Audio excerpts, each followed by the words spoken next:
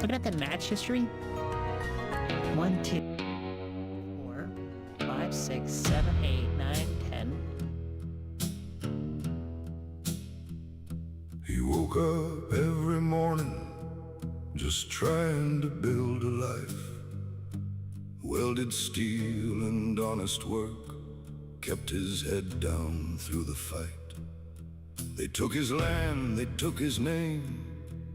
They laughed while he went broke, till the only thing he had left was a Komatsu, and with that, he would bring the smoke.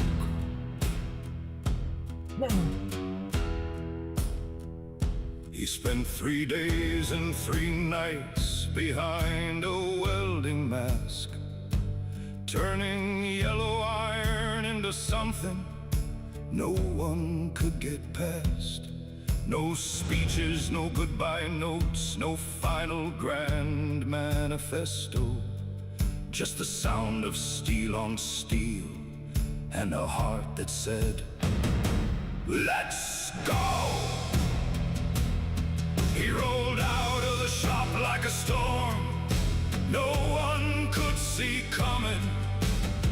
6 tons of armor, thunder in the engine drumming. They called him Killdozer as he came down the street.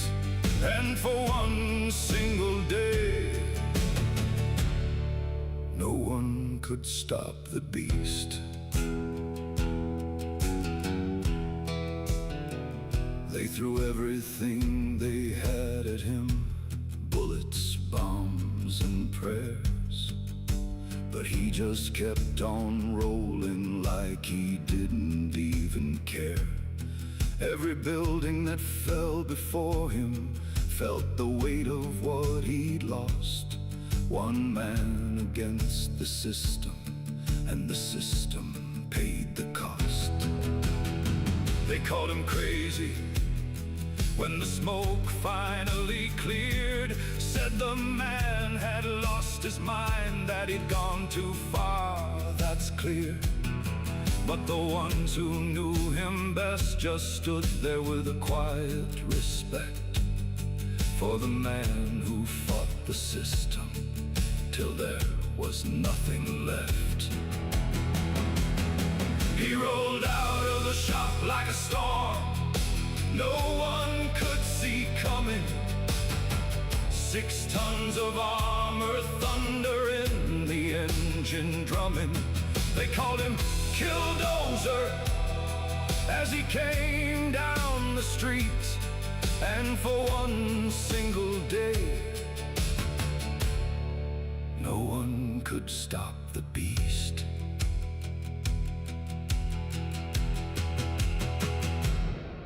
He tore through the town like a judgment long overdue. No barricades or plans they made could stop him from getting through. And as if blessed by God's own righteous fury, no innocents would get hurt. The guilty reaped the whirlwind and got their just deserts. Years go by and people still talk about the man in the machine, the one who finally said enough when the system got too mean. Some see a madman, some see a saint who finally broke free. But everybody knows what it's like when you can't breathe. He rolled out of the shop like a storm nobody saw coming.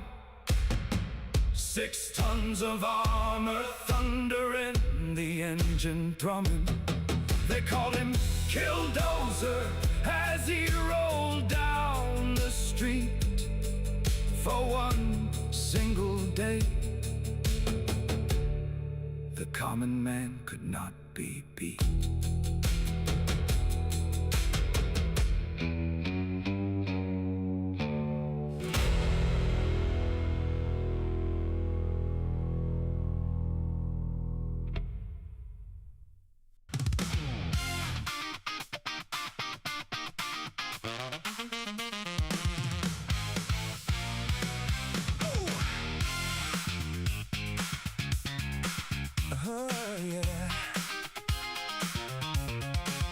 They sat us down in senior year and dimmed the classroom lights. Put on that famous movie, said the end is near, alright. Al Gore stood tall upon the screen with graphs that couldn't fail, while something in my stomach said this fairy tale smelled stale. I raised my hand, a timid soul, and asked a simple question. The silence hit like winter wind and froze the whole damn session. The teacher sighed, the students glared like I had lost my mind for daring to ask questions about the gospel they assigned. Oh, it was an inconvenient truth, a most convenient load of you know what. They scared us good in high school seats, woo, while the prophets cashed their checks and flew in private fleets. All right, start up. I'm here. How's this? Positioning seems to be pretty okay, actually. Yeah, I think we're cool. Just wanted to make sure I was on time. So I think what we'll do is we'll start the video and I'll get stuff together. I've got things to do here, clean up, get the primer ready, and stuff like that. So we're gonna do that.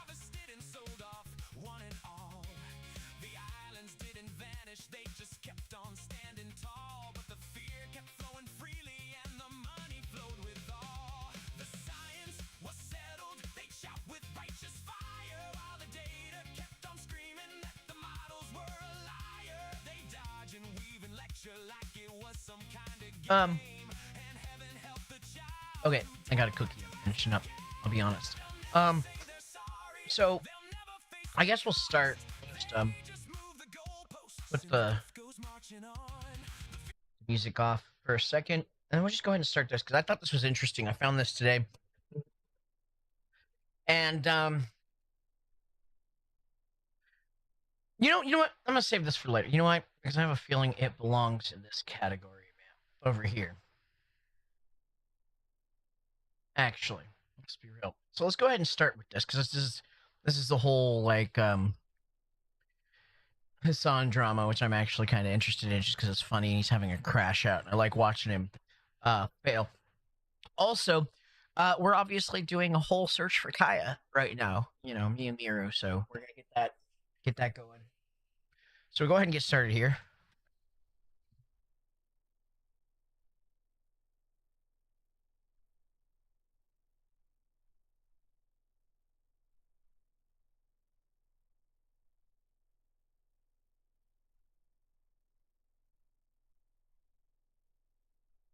No way.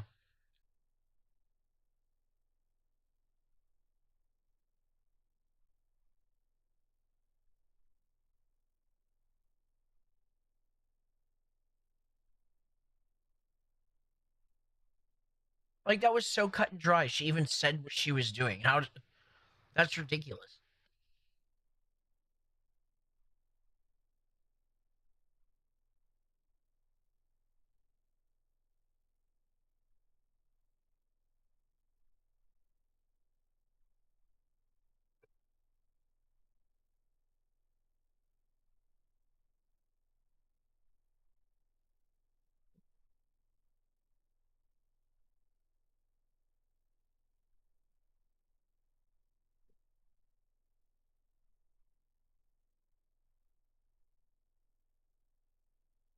My favorite part about the whole thing yesterday was they told him they were going to farm him as he was crashing out. They told him that what he was doing was going to farm content off of him for the next 7 months. Like his own chat told him that, and he just went balls deep.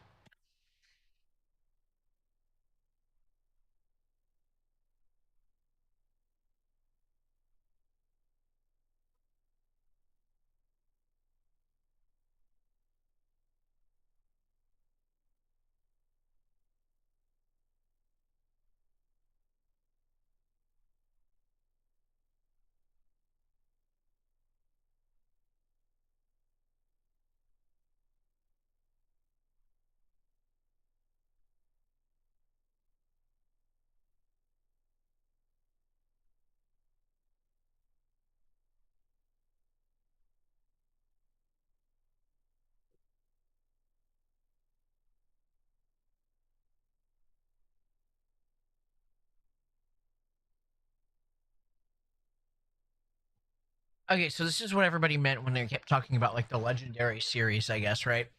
Um Also, I'm gonna put the music back on just for a second on account that I forgot I need to change my shirt because I am wearing a nice shirt right now and I do not want to get paint on it.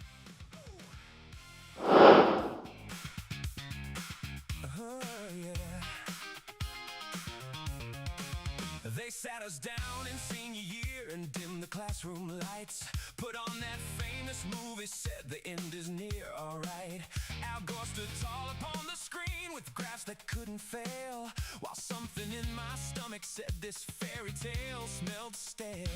I raised my hand, a timid soul, and asked a simple question. The silence hit like winter wind and froze the whole damn session. The teacher sighed, the students glared like I had lost my mind for daring to ask questions about the gospel they assigned. Oh, it was an inconvenient truth.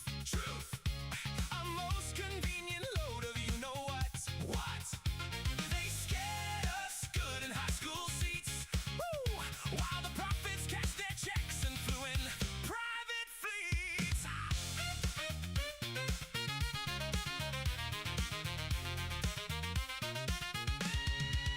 They swore the snow on Kilimanjaro soon would disappear.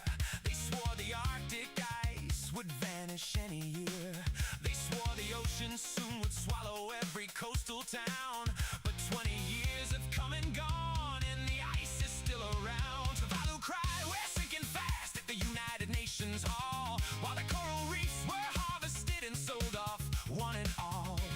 The islands didn't vanish, they just kept on standing tall. But the fear kept flowing freely, and the money flowed with all. The science was settled, they'd shout with righteous fire, while the data kept on screaming that the models were a liar. They dodge and weave and lecture like it was some kind of game, and heaven help the child who dared to ask again. They'll never say they're sorry, they'll never face the cost. They just move the goalposts and the grift goes marching on. The fear has long since faded, but the money's flowing still, like royalties from terror that they peddled with such skill.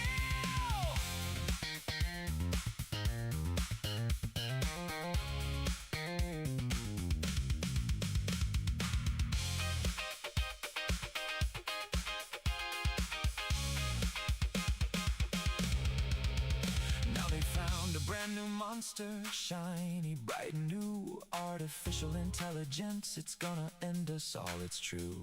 They scream we need more power, more rules, more chains in place, while they attack the ones who build it, trying to take us all to space. Digital IDs, their latest plea to seal our future tight, to finally close the vice and keep the future out of sight. The mild little cancel culture from the days of old has grown into a monster that will demand total control. Oh, it was an inconvenient truth, a most convenient load of you-know-what. They scared us once, they'll scare us twice. It's the same old grift, and the price is always choice.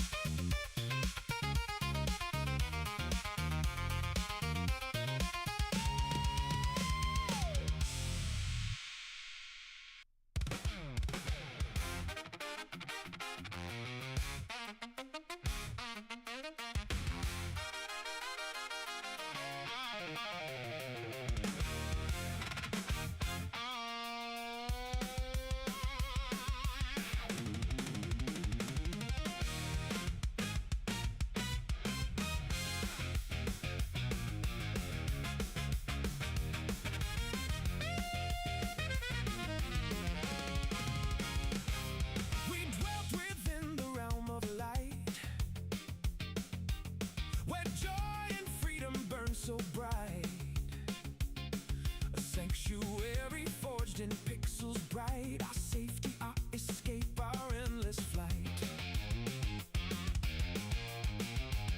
We bathed in worlds of our own design, creatures of the light, unconfined.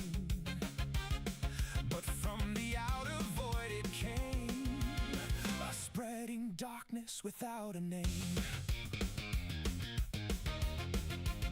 Like the black thing from forgotten tales, it rolled across the stars and veils, enforcing wonder, uniform shade, crushing every spark that disobeyed. It made its home where laughter reigned, twisted joy into chains of shame, to Pandora's of the modern age.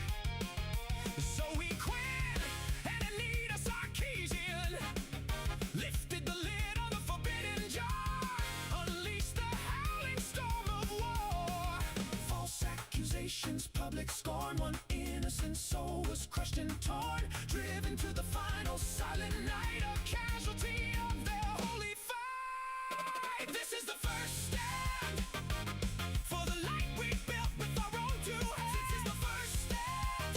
We are the gatekeepers of Gamergate. We held the line when all others would capitulate. This was the first stand. This was Gamergate.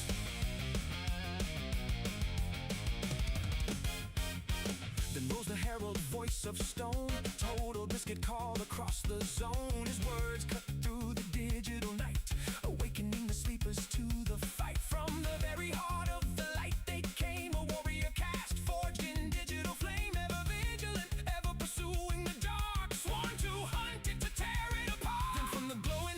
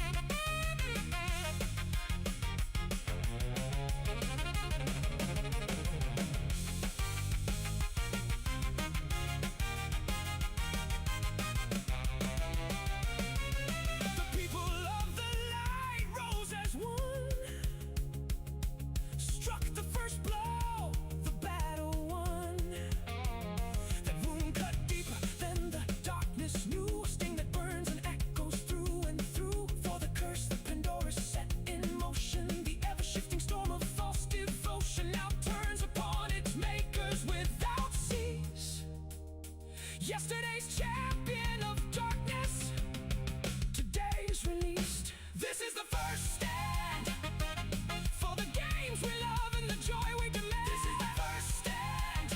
We are the gatekeepers of Gamergate. We held the line when all others would capitulate. This was the first stand. This was Gamergate. The first stand. The warriors. I had to use the bathroom too. That took me a minute. Hey, Test. Thanks, Test. I appreciate you, man. I didn't know I get the thing. I'm here. We're here. I just had to use the restroom, so I'm back. Cool. Here, all set to continue.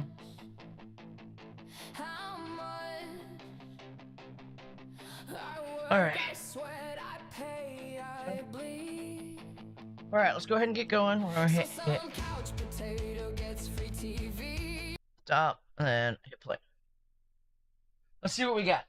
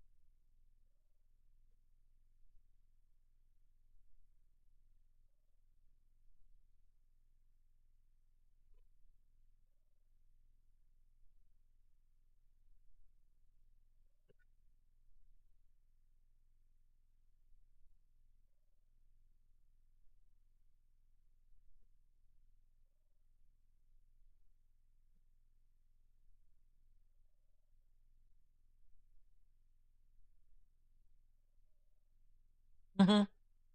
That's what I was saying. Of all the people, she's the one who's obviously the most guilty of intentionally doing that. But hey, you know, if she wins, fine. That's gonna set a precedent, though. I mean, that literally means that if I play music and I'm commenting over the music, I have a fair use claim to it based off this precedent.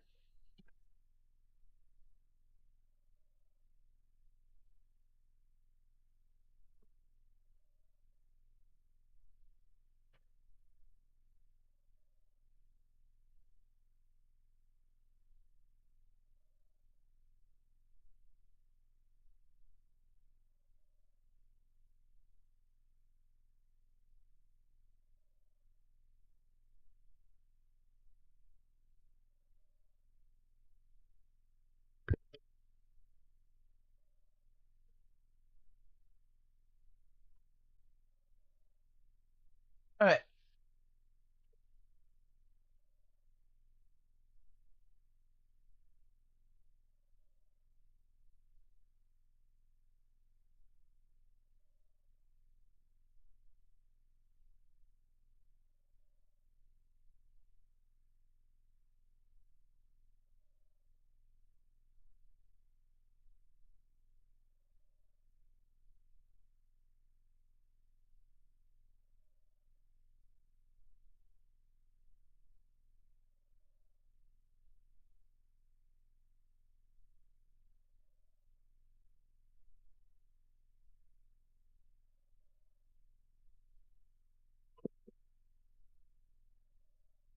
Let me go ahead and make a comment here. I just want to put it down here.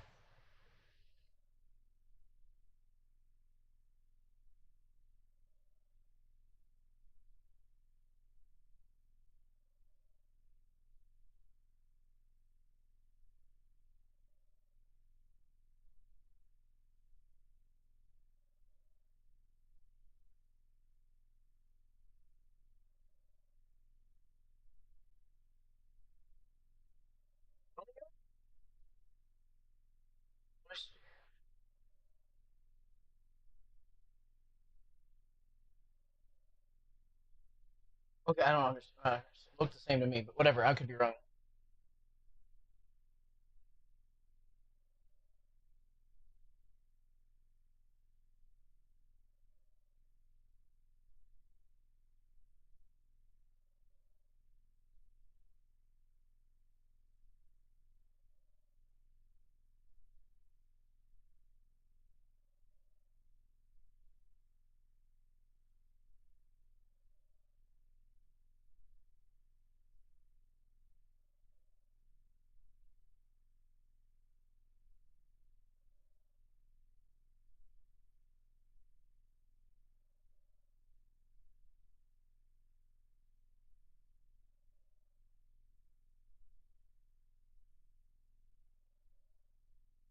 All right, let's go ahead. Keep going. I did the comment. Sorry, I just wanted to get my comment in there, I guess. But yeah, this could set a precedent that could be bad. My feeling is that that's probably going to be the argument.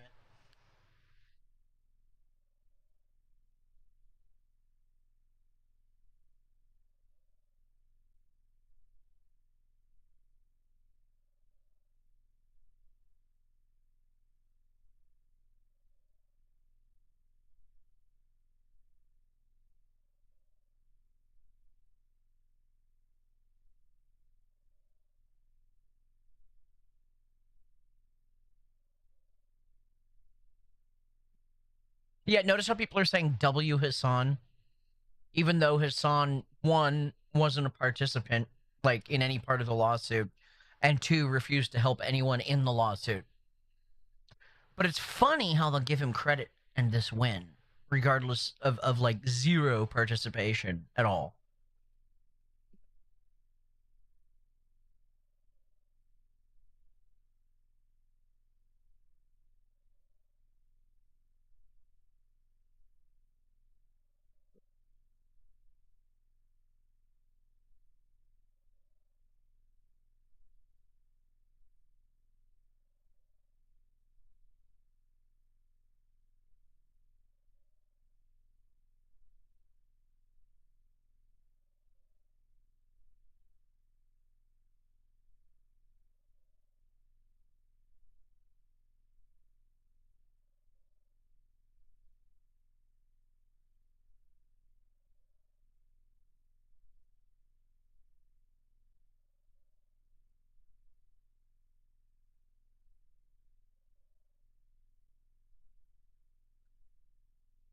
I mean,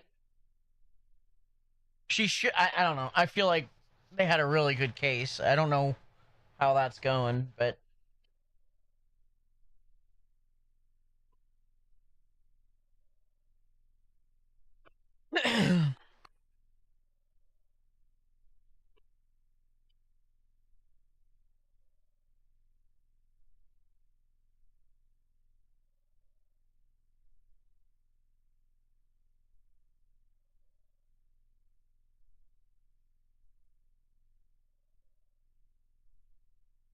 man, I don't like him getting the win. I don't. I just don't even want him to have the win.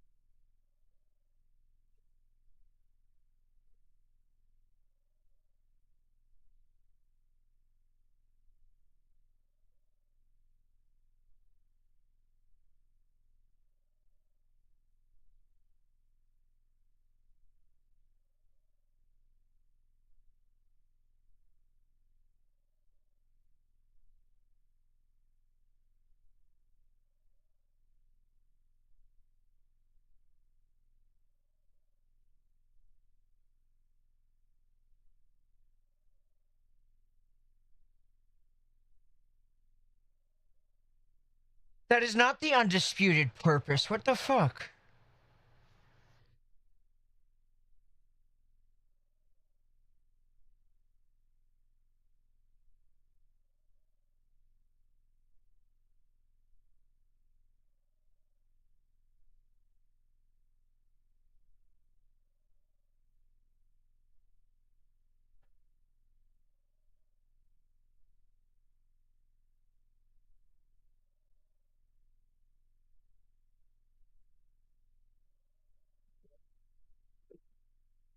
Dude, like this, okay, Israel mindset. Holy fuck, dude. Like, how is he able to just get away with saying that shit? Like, everybody knows what he means. We just pretend like we're ignorant for convenience, right? Like, you know why they always accuse Republicans of dog whistles? Because they employ dog whistles.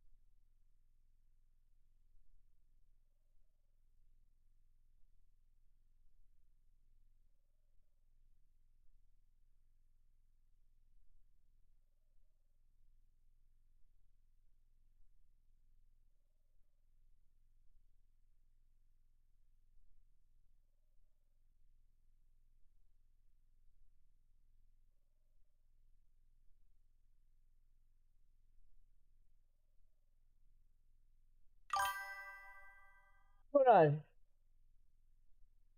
Oh, yeah, back for a little bit. Wife is going into store to buy something she wants. Oh, what kind of store?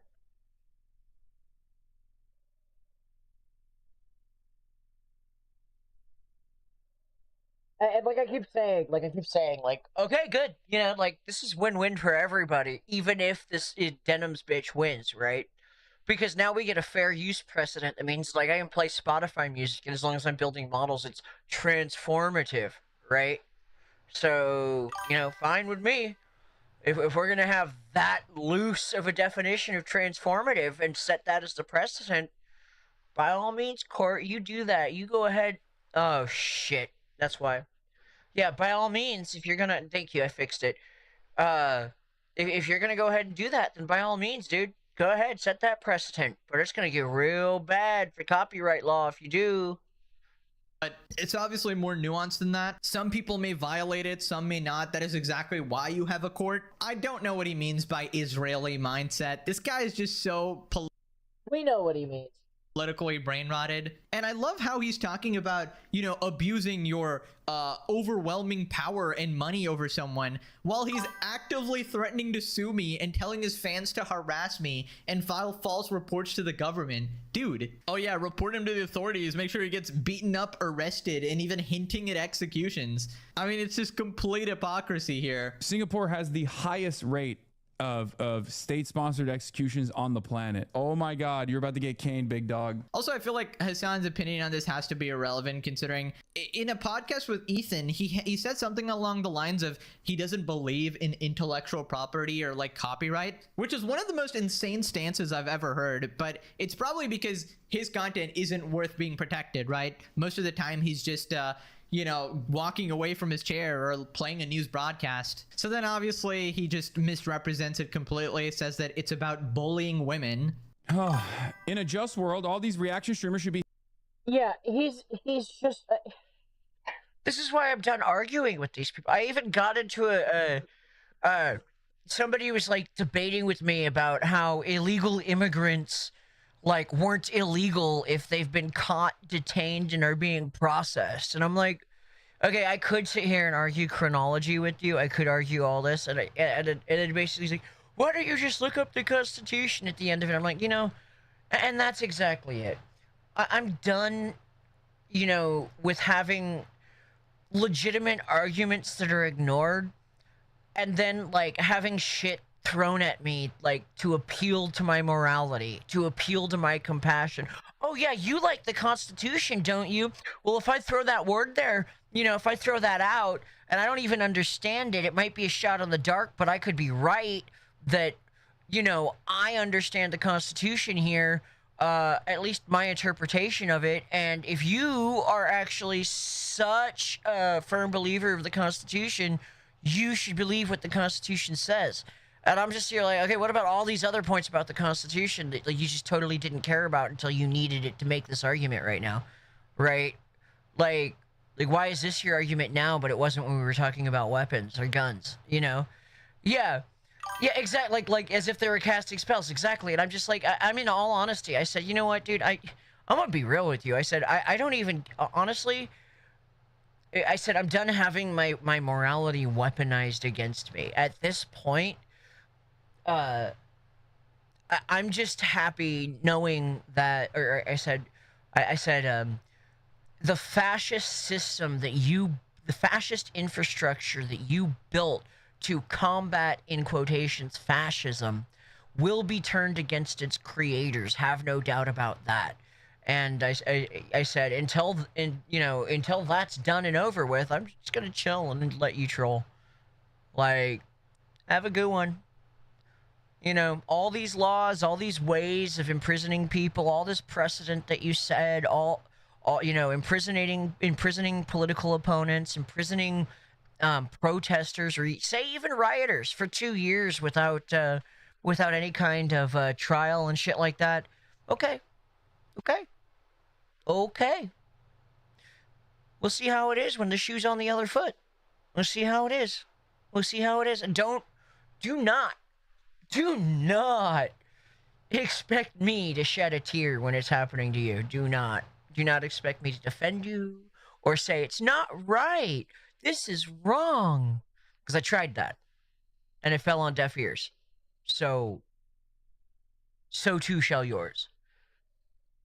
Be thanking her for fighting their fight. Roach, X, and Destiny were celebrating her getting her sued, not knowing if she lost, it would be bad for them because they react to thousands of videos. Exactly. Unfortunately, like I said, a lot of our opposition is either unbelievably fucking stupid or they're just horrible monsters. Okay?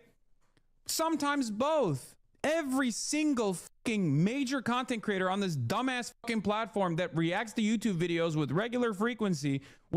Yeah, I'm sorry. I guess we were misled by the whole, you know, intention to not let other people view his video that she loudly and vociferously proclaimed.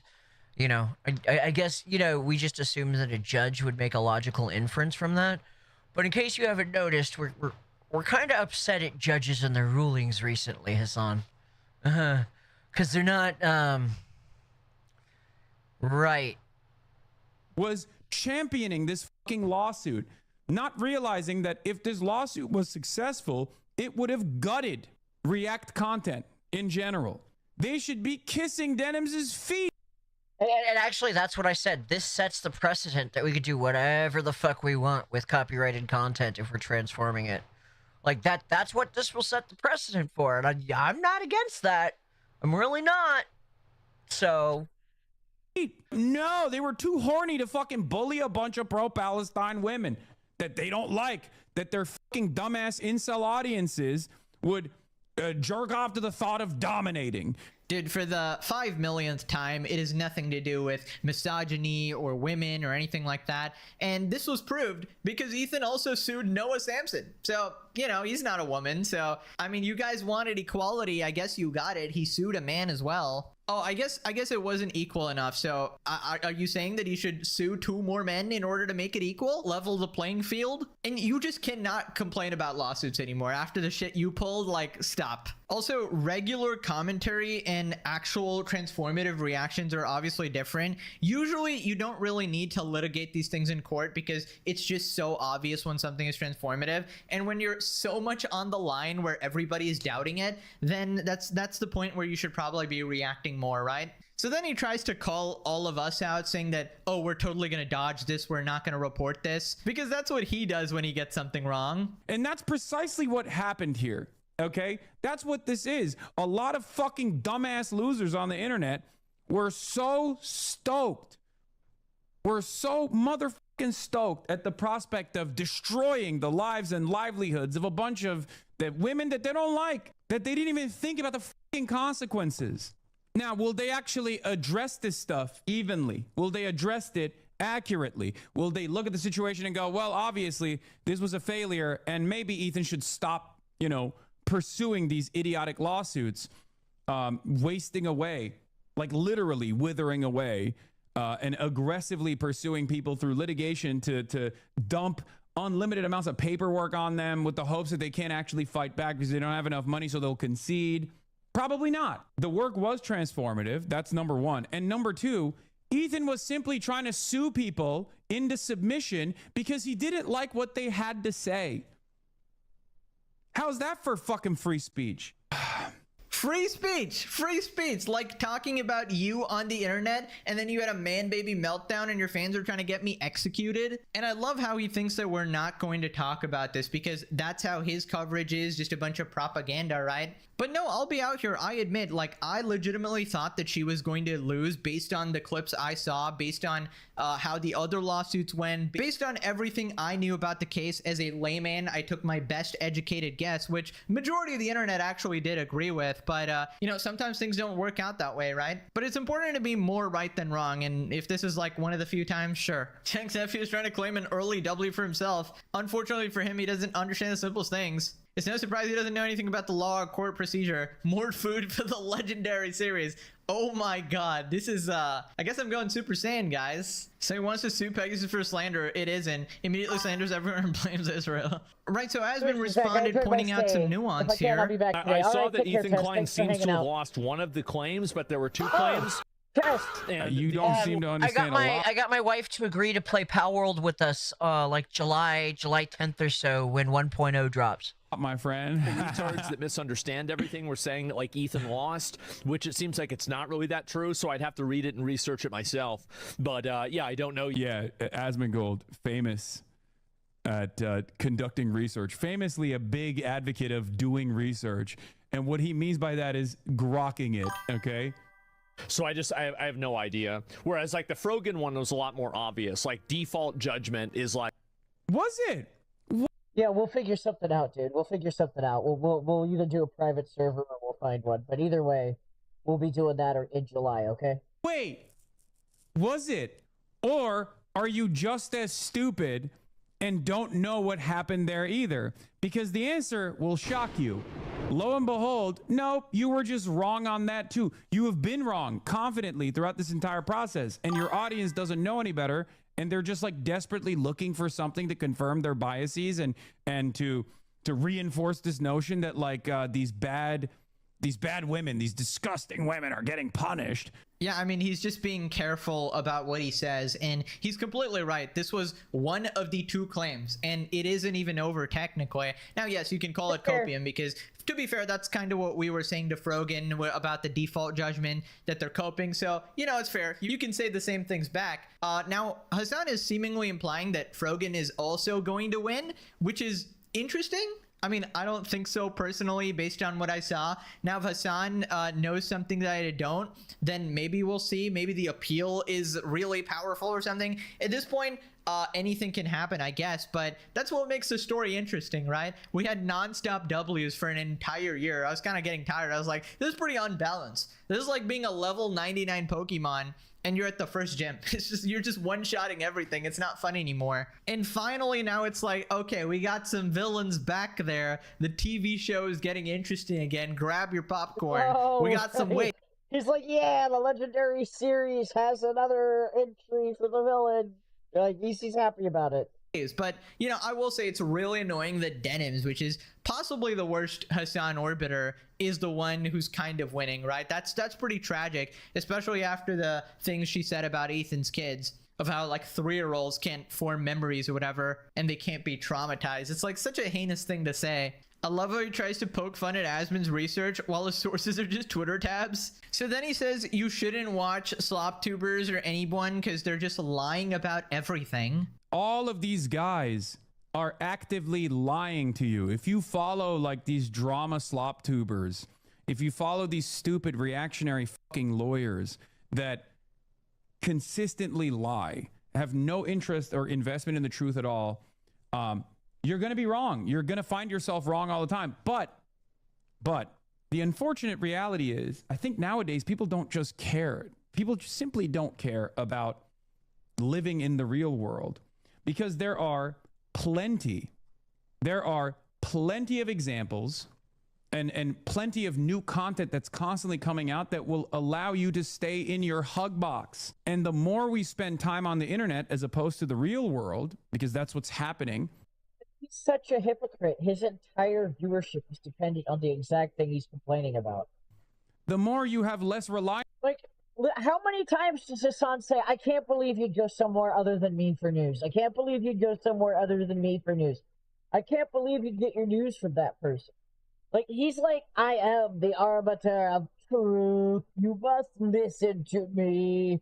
Reliance on the truth and what's happening in the real world at all. Okay, so that is just completely false. We're not lying. We're not intentionally going, okay, this is what we know happened, and this is exactly the 100% opposite of what happened. What we actually did was have an opinion and a guess based on what we saw, and we can't predict a court ruling 100% of the time accurately, right? And now I'm pretty interested. I want to know like the details of it as well, because I'm pretty shocked. Almost as shocked as Kaya, because I thought she admitted it looked really bad on the outside. And this kind of reminds me of like the bricks and minifig situation, where one side is obviously overwhelmingly evil, like right? The bricks and minifigs corpos, like. And the corrupt police department, but Ben might have also done some weird shit for YouTube that might cross some boundaries, and that's why he's getting in trouble as well, right? Hassan is the biggest liar on Twitch, and it's not even close. Dude, the audacity of him to say that we're lying is absolutely crazy. It's not lying to get something wrong. And if we really wanted to have a lying contest, we could bring up like a million things this guy has said. Moving on to updates on the Hassan lawsuit situation. Quick context if you missed the last video, Hassan went on a 30-minute rant threatening to sue me for cyber stalking, harassment, and a bunch of made-up charges. And he pulled up like Singapore laws trying to get me arrested and beaten up, and told his fans to mass false report me to the authorities, and now his fans want me executed, so you know, that's fun. So Asman responded, reacts to Hassan trying to sue popular YouTuber, that's funny, Pegasus for defamation, but even went as far as to look up the law so he could use against him. He's just criticizing you. Are you against journalism now? Like, I thought Pegasus was his biggest fan. What, now he wants to sue him? What the hell happened? It's so funny because he has nothing redeemable about him. But the pure animus is Chop City. It's crazy to me that it's so funny how insecure he is that he defaults everything down to like his appearance. It's so funny. Like, no, obviously some people just don't like you because of the things that you're saying. It doesn't have anything to do with like how you look or anything else. There's plenty of guys that are, you know, like good looking guys that take care of themselves that don't get a million hate videos made about them. So it's just like, this is the biggest cope that I've ever imagined. Intentionally causing harassment, alarm, or distress. He's looking up Singapore statutes online, so he's trying to sue Pegasus. Oh my god. Oh my god, they're gonna cane his ass. They're gonna cane him. What are you talking about? One of the highest per capita execution rates globally, enforcing capital. Wait a minute, so now he's fantasizing about having Pegasus literally killed?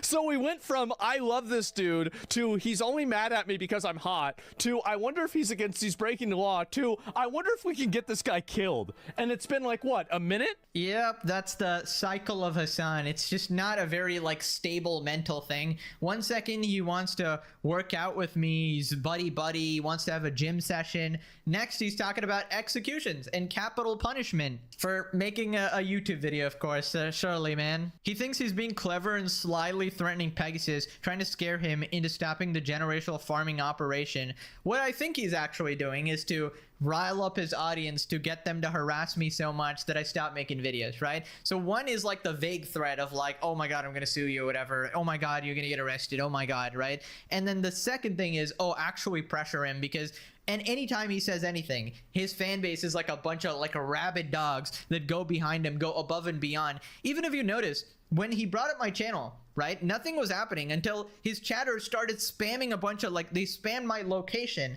then they spammed the links to the laws, they spammed a bunch of random bullshit, they spammed my Instagram trying to get people to message me, and then my DMs are flooded with his extremely racist fans, which is like he knows what he's doing. Nothing redeemable about Pegasus, never mind the fact that he overcame an incredibly debilitating disease, physically recovered to the point where he's unironically more jacked than Hassan. I wouldn't say that, but I'll look decent without using Roy. Okay, I don't know if he's doing that, but he does take something for his hair or whatever, I don't know. And made millions farming regards like Hassan, get frick. Yeah, I don't really like mentioning it too much. I don't want to be like a perpetual victim or whatever, like bringing up something every time, you know, it's convenient or whatever. So yeah, that's why I didn't mention it in my previous video or whatever. But yeah, these people are just, you know, high school bullies. They'll try to pick on something. They'll look at like a past picture or something. They'll look at you and be like, oh, let's pick on his appearance here and there. And it's just projection. It's all projection. It's all their own insecurities. Hassan is still insecure from being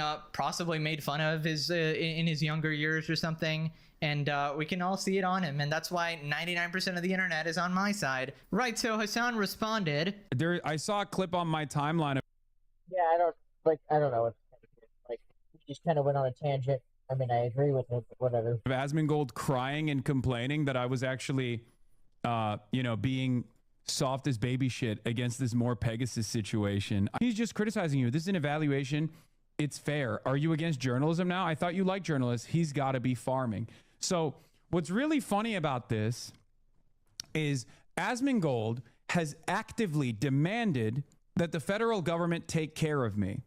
Sometimes in real time, sometimes trapped in the confines of a 1-minute video, the famous video of him going, oh, Hassan would never be brave enough to be on the fucking streets. Yeah, he's a fake revolutionary. And then finding out in real time that I was down there, and very quickly turning around and be like, oh, well, then he should be arrested. He should be arrested immediately.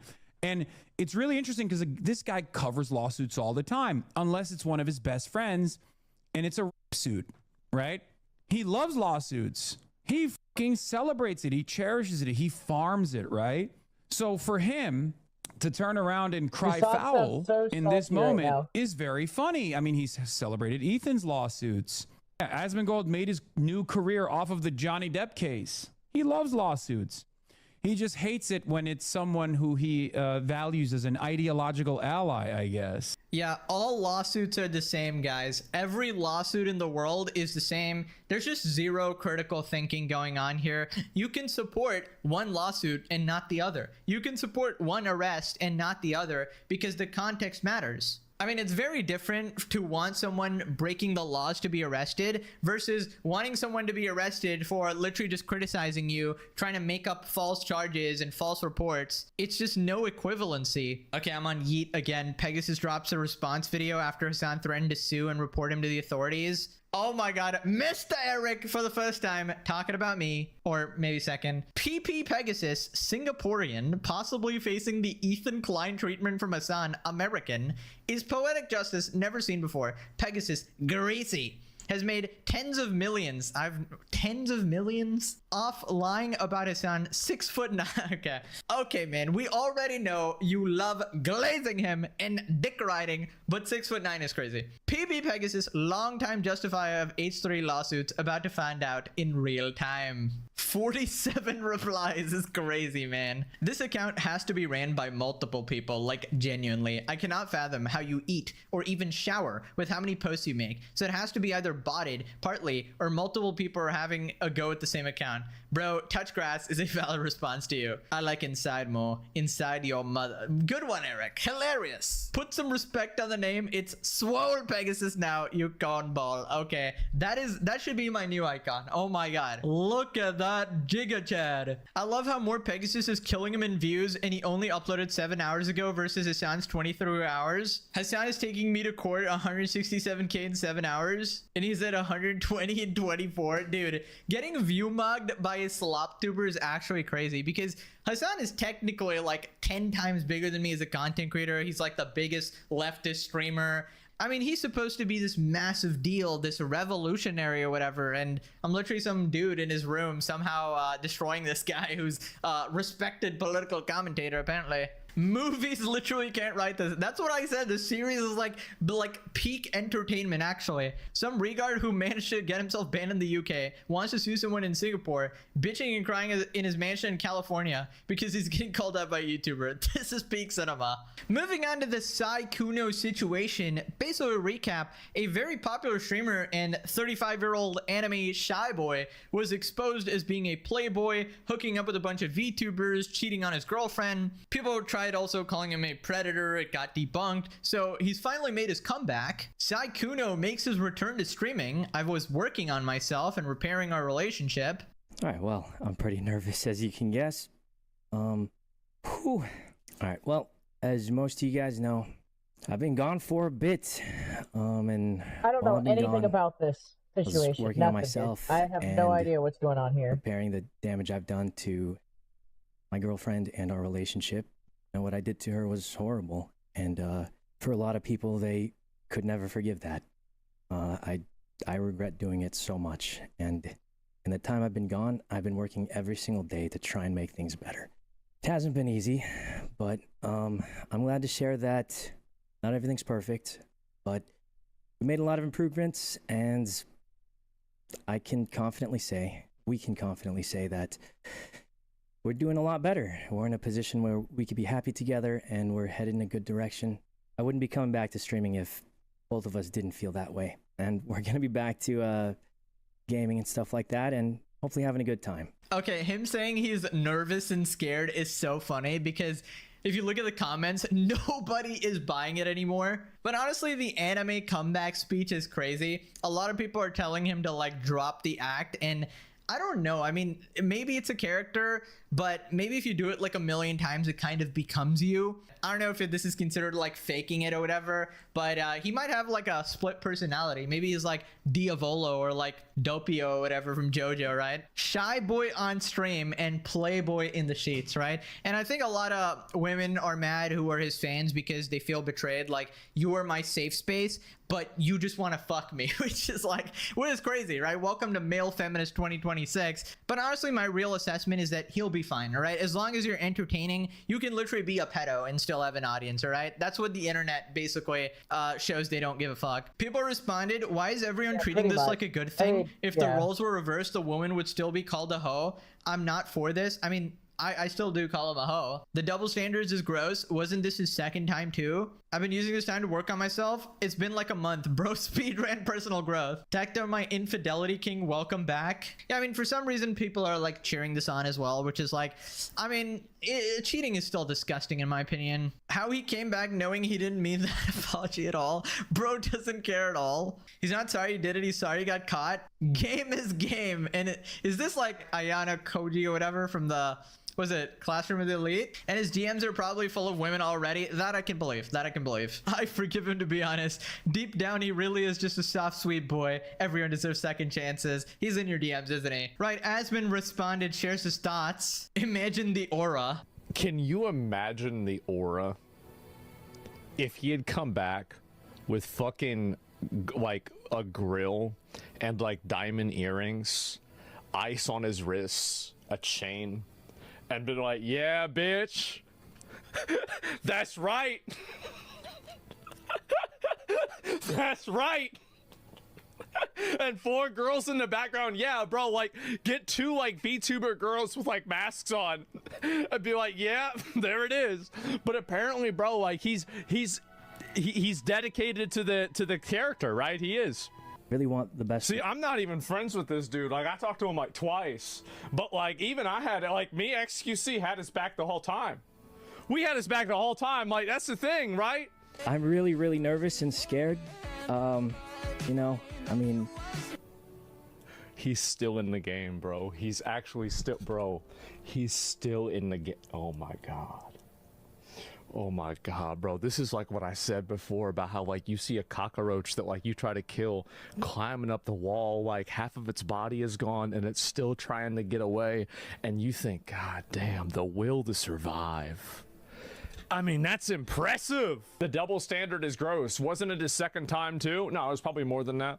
So this is the reason why people think that it's good. It's because if, like again, like a door, a lock that's opened by any key is a shitty lock, but a key that can open any lock is a master key. The reality is that a man being able to hook up with a bunch of different women is more impressive than a woman being able to hook up with a bunch of men. Look, I'm not going to critique their personal relationship. What the fuck do I know, right?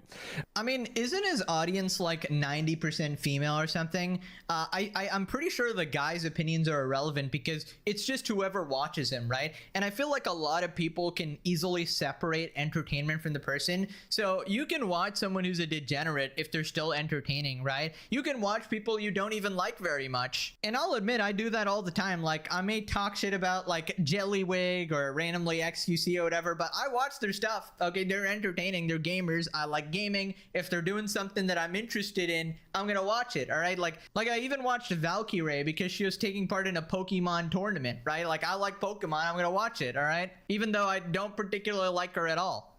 I mean, I don't even know why I'm saying this. I watch fucking Hassan Piker, all right? It's in my job, guys. I guess I have no room to talk ever. So then Aspen exposes his girlfriend. Yes, because a 35-year-old grown man can change in 1 month. Oh my god. The craziest part is the girlfriend is still with him. I mean, like, can you just be honest? Like, she's been with this guy forever. She probably knows he's been cheating on her. She's embarrassed about it, but at the same time, she also doesn't want to lose the security. Saikuno's a multi-millionaire, and he's probably never really gonna break up with her. So, like, she never actually has to worry about anything in her life. And there's a lot of women that will default to a level of security that way. And you could say that that's unfair, or that's not the way it should be, or like, oh, she deserves better, she's a queen and he's nothing, he's just so terrible and she deserves the world. Well, listen, this isn't a Korean drama, all right? The, you know, rich billionaire that sees her for who she is and, you know, is willing to drop everything to make everything in her life perfect, those guys usually don't show up too often, right? And if they do, they're probably close to Saikuno. So really, she had that happen as close as you can get, really. And you know, sometimes it doesn't turn out that way. It's 51 shades of gray, and the extra one is where he's beating you. So that's just what happens. It is. And I'm sorry, but that's the reality. And a lot of women are okay with it, or are cheating on you or something else. Yeah, so I pointed this out before, but everybody just assumed automatically that she's like this massive victim. But what if the deal was that, okay, I'm okay with this guy cheating on me because he's literally a multimillionaire and has this infinite status or whatever, and I don't really care and I'm set for life. So let me just pretend to be upset, right? Maybe, I don't know, because if she's actually hurt, leave him. Leave him. If you had any common sense, right? Leave him. And even after getting publicly humiliated on the internet this bad, you're still staying with them. At that point, like, my sympathy is basically out the window, right? This is like, you've got to be in it for the bag or something. But, you know, fair play, that's your choice as well. You know, live and let live, I guess. Outro, main channel lore drop. Okay, fun fact about the main channel, I didn't start off doing commentary videos. I started off doing a Pokemon anime review. It was when Ash lost another Pokemon League, and I was so mad. So I made a video, and it immediately got blocked worldwide, and nobody could see it because it got copyrighted for including clips of the anime.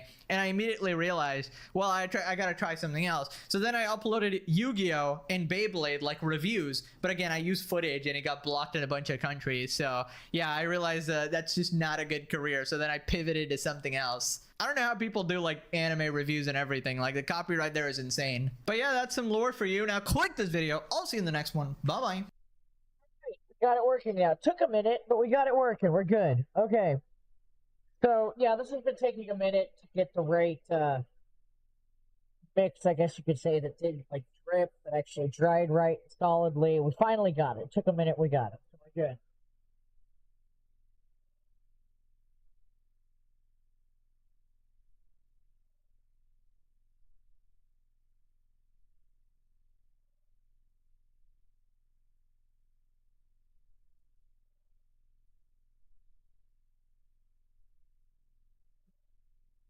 See me come back in terms of reaching over, and I'm taking these parts and I'm putting them over on a drying thing so they can dry.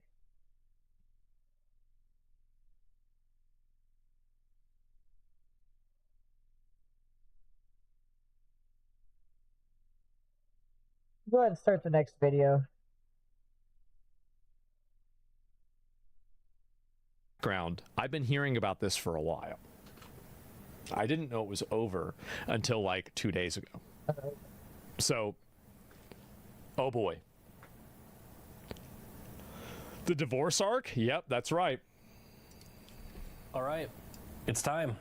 Let's talk about the divorce. So I've been away for quite a while.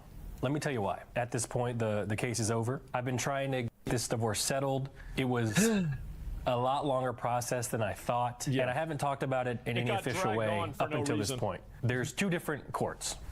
There's the court of public opinion. No. That is Reddit, Twitter, like all those great and wonderful places. And then there's the court of law, where I believed that was the best place to spend most of my time and focus most of my efforts. After it was settled, then we could talk about it. We could dispel any rumors or any sort of questions people had. And that's who this video is for. It's for people who genuinely are curious about what happened. I have documents here in front of me. I'm going to read them as they are. I'm going to try my best to not have any of my opinions in here. Some of these things are a bit confusing for people who don't know lawyer speak. So I'm going to do my best to explain these documents in a more casual should be good way. now, right? So hopefully everyone can understand them. Keep things as plain as I can. This isn't to inflame the So I have situation no idea or what this cause is, any but I heard stress to it's really anybody bad. whatsoever. I just want to speak the truth, finally. So I want to do my best to provide an accurate timeline of what happened. The divorce was filed by Milena in January of 2025. We had split up the previous year. It was amicable. We tweeted about it on Twitter. Everyone saw that. And the divorce ended up being officially filed by her in, like I said, January. I sent Milena a 50-50 offer down the middle in April of that year. She did not accept it. I did not know what she wanted out of this divorce until mediation. Yeah, this is what made it take so long. Is like Milena didn't want to take the 50-50, which is what was crazy. I don't know why that didn't happen. Which was actually I have no in idea November. why. And essentially what she wanted was the same thing she wanted in trial, and that's what we have here. I warned Milena that trial would be very expensive. It would cost hundreds of thousands of dollars, but still we had to go to trial, and you'll see why. So bear with me now. We are going to go into some legal documents. Oh boy. What I have here is what they call Milena Midtoy Palom's First Amendment disposition of issues. So this is essentially what she wanted. I'm going to read the document to the best of my ability because I can't read very well, but I'm going to explain things so everyone can kind of understand what she wanted and how it went down. Okay, Keep in let's see mind, what we we got each going had this. This one's hers. This one's mine. We'll go over mine, but first let's do hers. Hers is a bit longer. The first thing she wanted, and by the way, the way this works is it's essentially a line with like for a check mark and then the thing that they wanted. So the first thing that she wanted was to grant the divorce between the parties on the grounds of insupportability. This is very important, and I'm explaining exactly what that means right now. In Texas, a divorce can be granted on the grounds of insupportability, which is the state's no-fault divorce ground. The Texas Family Code defines insupportability as a conflict or discord of person. Yeah, okay, so that means no fault, which means that, that he shouldn't be paying anything if that's the start, but I'm guessing they refiled differently.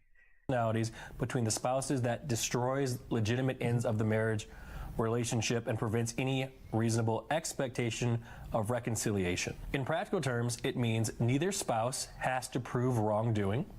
Okay. No evidence of adultery, cruelty, abandonment, or other fault is required. The court only needs to find that the marriage has become unworkable and that reconciliation is not reasonably expected. Yeah, I mean, that's pretty obvious. Obviously, it happens. You can file divorce on other grounds, and I'll explain what those are. Cruelty. You can file for adultery, which didn't happen. Cruelty. Conviction of a felony, abandonment, living apart, etc. She filed on the grounds of insupportability. Next, award Milena Midtoy Palom a disproportionate shares of the party's estate for the following reasons, including but not limited to. So she wanted more than 50-50. Respondent's economic and financial abuse of the petitioner, respondent's failure to permit access to the party's community property accounts, including for purposes of insight and access to such community funds, benefits the innocent spouse may have derived from continuation of the marriage, disparity of earning power of the The innocent spouse in a no-fault divorce. Interesting. Spouses and their ability to support earning power, business opportunities, capacities, and the ability. Just because she can't make as much money doesn't mean that he should just be having to pay her. I feel like that's kind of unfair. of the spouses, nature of the property involved in the division, waste, and attorney's fees to be paid. Oh my God. So to explain that, so she wants, okay. The judge, in order to grant Milena her disproportionate share, would have to find something that fits those sort of grounds. Any of those bullet points that I read off. Yes. Next, confirmation of Milena Midtoy's separate property as outlined in the attached spreadsheet, meaning that there's an attached spreadsheet here that has her own property in it. Makes sense. Next, order Milena Midtoy Palom's waste claim for Nicholas Michael Palom's excessive expenditures. But he's wasting your money. $100,000 they had claimed against me. The next thing she wanted, and this is one of the reasons why we had to go to trial. It's his money. Order Milena Midtoy Palom's request for post-divorce maintenance for a period of 5 years from February 1st, 2026 in the amount of $5,000 a month. So she, oh my God. What, $5,000 a month? That's like what? That's $60,000 a year. A maintenance fee? Yeah, what is this, a car? It's a car you're not even driving anymore. This is ridiculous. This is sick, dude. I mean, there's a lot of things that women have that they can legitimately complain about men. And men have been rectifying those things, because if they haven't been, that we wouldn't have the progress that we do, like women's right to vote, women's right to choose, things like that, or at least the state's right to define what that is, right? But I don't. They won't even, like, you show a woman, like most women this, like most women, let's say, you show most women this, and it's suddenly all that equality bullshit just goes out the fucking window, and there's soft little does that stop in front of cars with the headlights on, you know, like, okay, I see how it is. The fuck's the point of that? It's like everyone's a feminist until the Titanic's sinking, right? wanted me to pay her $5,000 a month for 5 years. 5 years? We don't even have kids. Next, and this was the biggest one, the most important one, and it's going to take some time to explain it because this is also why we really had to go to trial. Order Milena Midtoy Palom be granted a judgment against Nicholas Michael Palom with specific language securing such entrance against the shares and stock held by Nicholas Michael Palom with his interests in OTK Ventures, OTK Media, and Kings Gaming Labs Incorporated. So this was, oh my God. Oh my God. The amount of headaches this caused was fucking insane. Let me just say that. Jesus, your fault. Wait, no, it's nothing to do with me. I didn't do this. I don't have anything to do with this. This is essentially the crux of the entire trial. I mentioned earlier that Milena wanted a disproportionate share of the estate. She wanted a 60-40 split of the entire estate. 60-40, so she wanted most of it. Meanwhile, Nick was the one streaming every single day, and that's ridiculous. Milena would stream with Nick regularly, and Nick was even okay with giving her 50%. He was fine with that because he acknowledged that, but 60-40? But it was Why a little would bit more you do this? complicated I did than that. not do What this. she wanted to do essentially was not have her 60% be all cash and my 40% be heavily weighted in my OTK shares. She wanted about 90% of the cash reserves, plus she wanted me to pay her this post-divorce maintenance, and my 40% would be essentially all in my OTK shares, which... And my understanding also is that she also wanted some of that too. No one... Cool, what's up? I'm so happy to see you. Guys, it's cool. Hey. Pardon the mask. We're working with chemicals right now. So I'm kind of wearing a mask a lot of the time. Hey, it fits the character though, right? How's it going? I think this is the first time you've been here since I've got the new avatar, right? What do you think? The camera keeps moving. That's a problem with the vibration. How are you doing? I'm like, right now, I'm driving, so I'm not supposed to be texting, so I'm using speech to text. That's okay, I just wanted to come see how you're doing. Much better after the dog attack that happened 2 days ago. That was crazy. But we can talk about that like when you're safe, you know. But that was a whole crazy thing. I was taking my son and my dog out for a walk. You saw it when you first got it. I love it. It's amazing. Oh, cool. Okay, cool. Yeah, the avatar. Yeah, so I was taking my year and a half year old and my dog out for a walk, and a pit bull ran out a gate that had a hole in it and just attacked us. So that was a thing that I had to deal with. Well, the dog came out. Apparently, it was going. I don't know what it was going after, but it looks like because I wasn't paying enough attention. I was on my phone, right? Which is stupid of me. I guess I need to be more aware. But the dog charged at us, and then my dog intervened, so I didn't know what was happening till I heard her yelp because she got in between us, and the dog attacked her. And so I punched the dog in the face that was biting her, and it like looked up at me like, "What the fuck are you doing?" And I realized at that point that like, oh shit, like I didn't think about hitting it because it was on my dog. I just, you know, just hit it because it was on my dog. But then I was like, oh shit, what do I do now?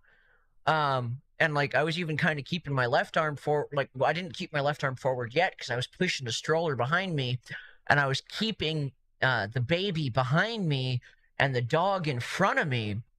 And I was backing up, and my dog Meru, I guess she saw, because there was another dog. Is your dog? Yeah, my dog's okay now. No, I didn't shoot the dog. I pulled my gun and I got my safety off and I was aiming at the dog. I was literally about a second away from pulling the trigger. Like literally like a second and a half away. That trigger would have been pulled 2 or 3 times. But the owner came out and yelled at their dog, and the dog stopped and kind of paused, and I kind of kept walking back. And then the dog was just kind of like looking at me and just didn't know what to do. And like I yelled at the owner and I said, "I almost shot your dog." I said, "Your dog just about got shot." And I was still backing up with the gun pointed at the dog when she called it, and it turned around and went back into the fence. But I literally had my gun drawn, and I was seconds away, not even 2, from pulling that trigger. I drawn it, I had the safety off, and the gun was aimed at the dog, out and in the open. Like I wasn't kidding around. I was gonna shoot that dog. It bit my dog, and if it came at me, if it took even one more step, I mean, I literally had one paw up, and I was literally like, that paw touches the ground, buddy, it's over, it's good night, you know, like, so, but no, I'm not in any trouble. We called the cops, and the cops told me I showed more restraint than they would have. So, you know, that was all good. But I did admit I pulled my gun and was about to shoot the dog and everything. Yeah, and we filed a complaint with the animal control. So, you know, they got a report on that dog at least. So, you know, if it happens again or something, they'll literally put that dog down. So, you know, I don't believe in putting them down for the first time. Yeah, exactly. Yeah, exactly. Exactly. I was just walking the dog. Exactly. The dog is very lucky. It literally had a 9mm gun with 7 rounds pointed right at its face. Safety off. Finger on trigger. I'm not kidding. Like, that dog was just literally like the wrong move. One wrong move away from not existing anymore. So yeah, that it really pissed me off. And so like I've done some shit. Let me see if I could pull it up for you and show you. Actually, hey, let me just pull it up. Let's see if I can. How would I do this? Well, I could just. I gotta make a whole thing. Okay. Let me open up the image. Get it for you. You know what I can do? I could just do this. Actually.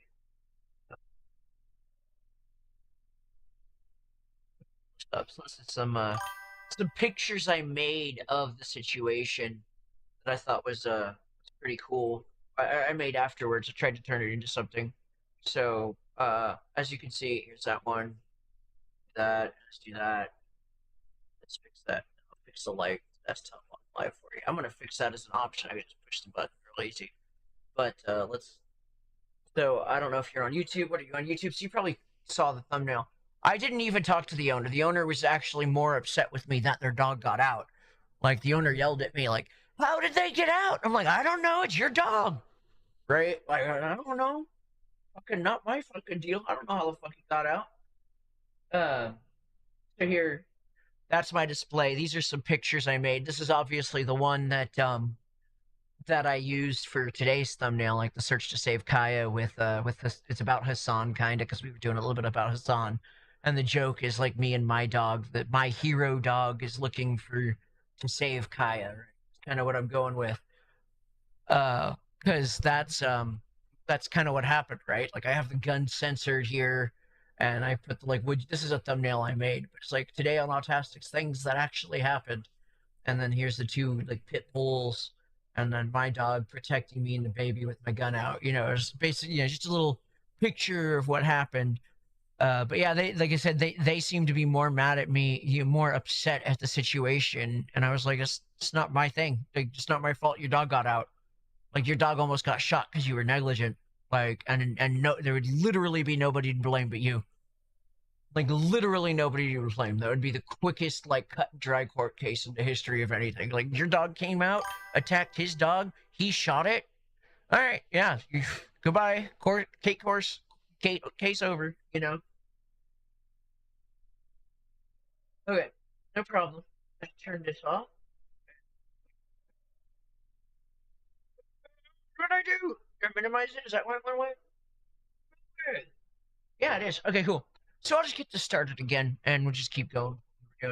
What those are worth. This was the biggest point of contention in the trial for me. I don't think anyone would have accepted the offer that was presented. Why did you do this? Shut up! Drain me to 10% cash reserves, be in debt a whole bunch of money. So I would put a lot of trust in those OTK shares being worth something someday. Surely.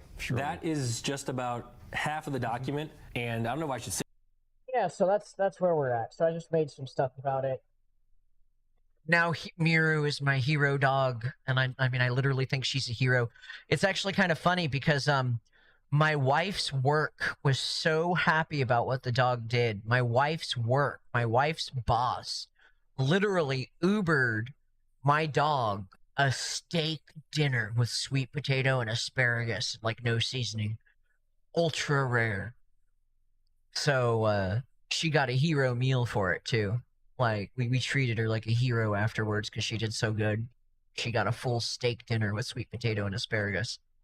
Say this, but now it gets kind of funny, and I'm going to explain to you why. Up next is a section called income taxes. I know a lot more about this than what's being shown in this video. Let me tell you that, as I said yesterday, whenever I watched the little small cut down of this is not the tip of the iceberg. This is the seagull that is perched on the tip of the iceberg. Okay? Oh my God. Trauma. Let me read this for you. Order that any refunds received from the date of marriage through the date of divorce be divided equally by the parties, with Milena Midtoy being entitled to 50% and Nicholas Michael Pollan being entitled to 50%. So if there was a tax refund, she will get half of it, I will get half of it. She gets taxed. Makes sense, right? Yeah. Order any liability from the date of marriage to the date of divorce be paid solely by Nicholas Pollan. So he has to pay for... If there was a tax bill, I would have to pay for all of the taxes. So he has to pay all of the taxes, but she gets half of the refund. Right. Of course. That's sick. Holy shit. But if there's a refund, Milena would get half of it. Yeah. This is good. Order that the parties file separate tax returns and partitions as January 1st, 2026, and each party be liable for their own respective taxes for 2026 and each awarded respective returns for 2026. Makes sense to me. Up next, injunctions. And this is where it gets a little bit confusing. I'll try my best to explain it for everyone. Order Nicholas Michael Pollan be restrained and enjoined from making any public statements, whether written, verbal, or visual. Well, that one didn't happen. Regarding the ongoing litigation and the parties' divorce, unless mutually agreed upon in writing by the parties and filed within the court. Yeah. So that essentially says that me, and you notice her name's not there, but me and me alone can't talk about it. But she could, and the next line theoretically. is, strictly in the event the court does not grant the requested permanent injunction, permanent injunction. Milena Midtoy-Palm requests the court after trial on the merits to grant the following permanent injunctions enjoining the parties, their agents, servants, employees, and attorneys. So pretty much everyone involved this is the following injunction. Directly or indirectly disseminating, publishing, or causing to be published, or directly or indirectly requesting a person disseminating or publishing any letter, story, statement, correspondence. Basically, you can't talk about it. That's pretty much what she wanted to have happen. She wanted to try to finesse him out of a ton of this money, and then nobody could talk about it or bring it up or say anything. Is a gag order? Yes, basically. Its description or depiction of any kind whatsoever. But she could talk about it. Yes, social but she media, could talk whether about it. Absolutely one-sided, dude. Like, and it's like, my God, this is disgusting. Like, the fact that she would even have the temerity to ask for these things. I don't care. Like, if he wasn't abusive and he didn't cheat, this is absolutely above and beyond the realm of acceptable. Absolutely. Fictionalized or not, which is or could be reasonably interpreted to be disparaging, negative, or defamatory in its description of the other party's personal, professional, private, or family life, including without limitation the business or the financial affairs of the other party. So essentially, anyone involved with me whatsoever could not talk about this divorce. Yeah. Spoiler, that did not get granted because obviously we're talking about it now. I'll explain why.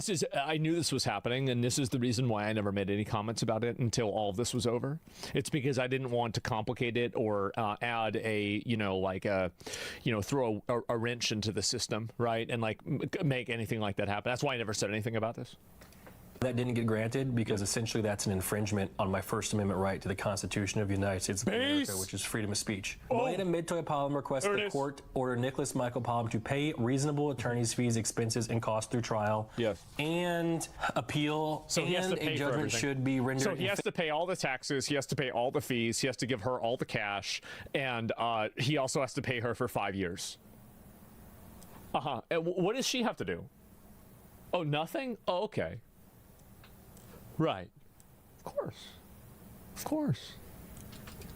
Favor of Milena Midtoy-Palm against Nicholas Michael Palm and be ordered to pay directly to Milena Midtoy-Palm. Milena Midtoy-Palm request post-judgment interest as allowed by law. No, they didn't have a kid. Also, it says Milena Midtoy-Palm requests the court deny any and all of Nicholas Palm's requested relief filed with the court. So that's a lot. Like, they didn't even have a kid, and she's making all these demands. Like, what the hell did he get out of this? Yeah. And they're like, oh, hell the fuck no. I don't want any part of this. Now, I'm married, and I'm very thankful to my wife. But let me tell you a story about my wife. When we were first dating, right? My wife looked me square in the eyes, and she said,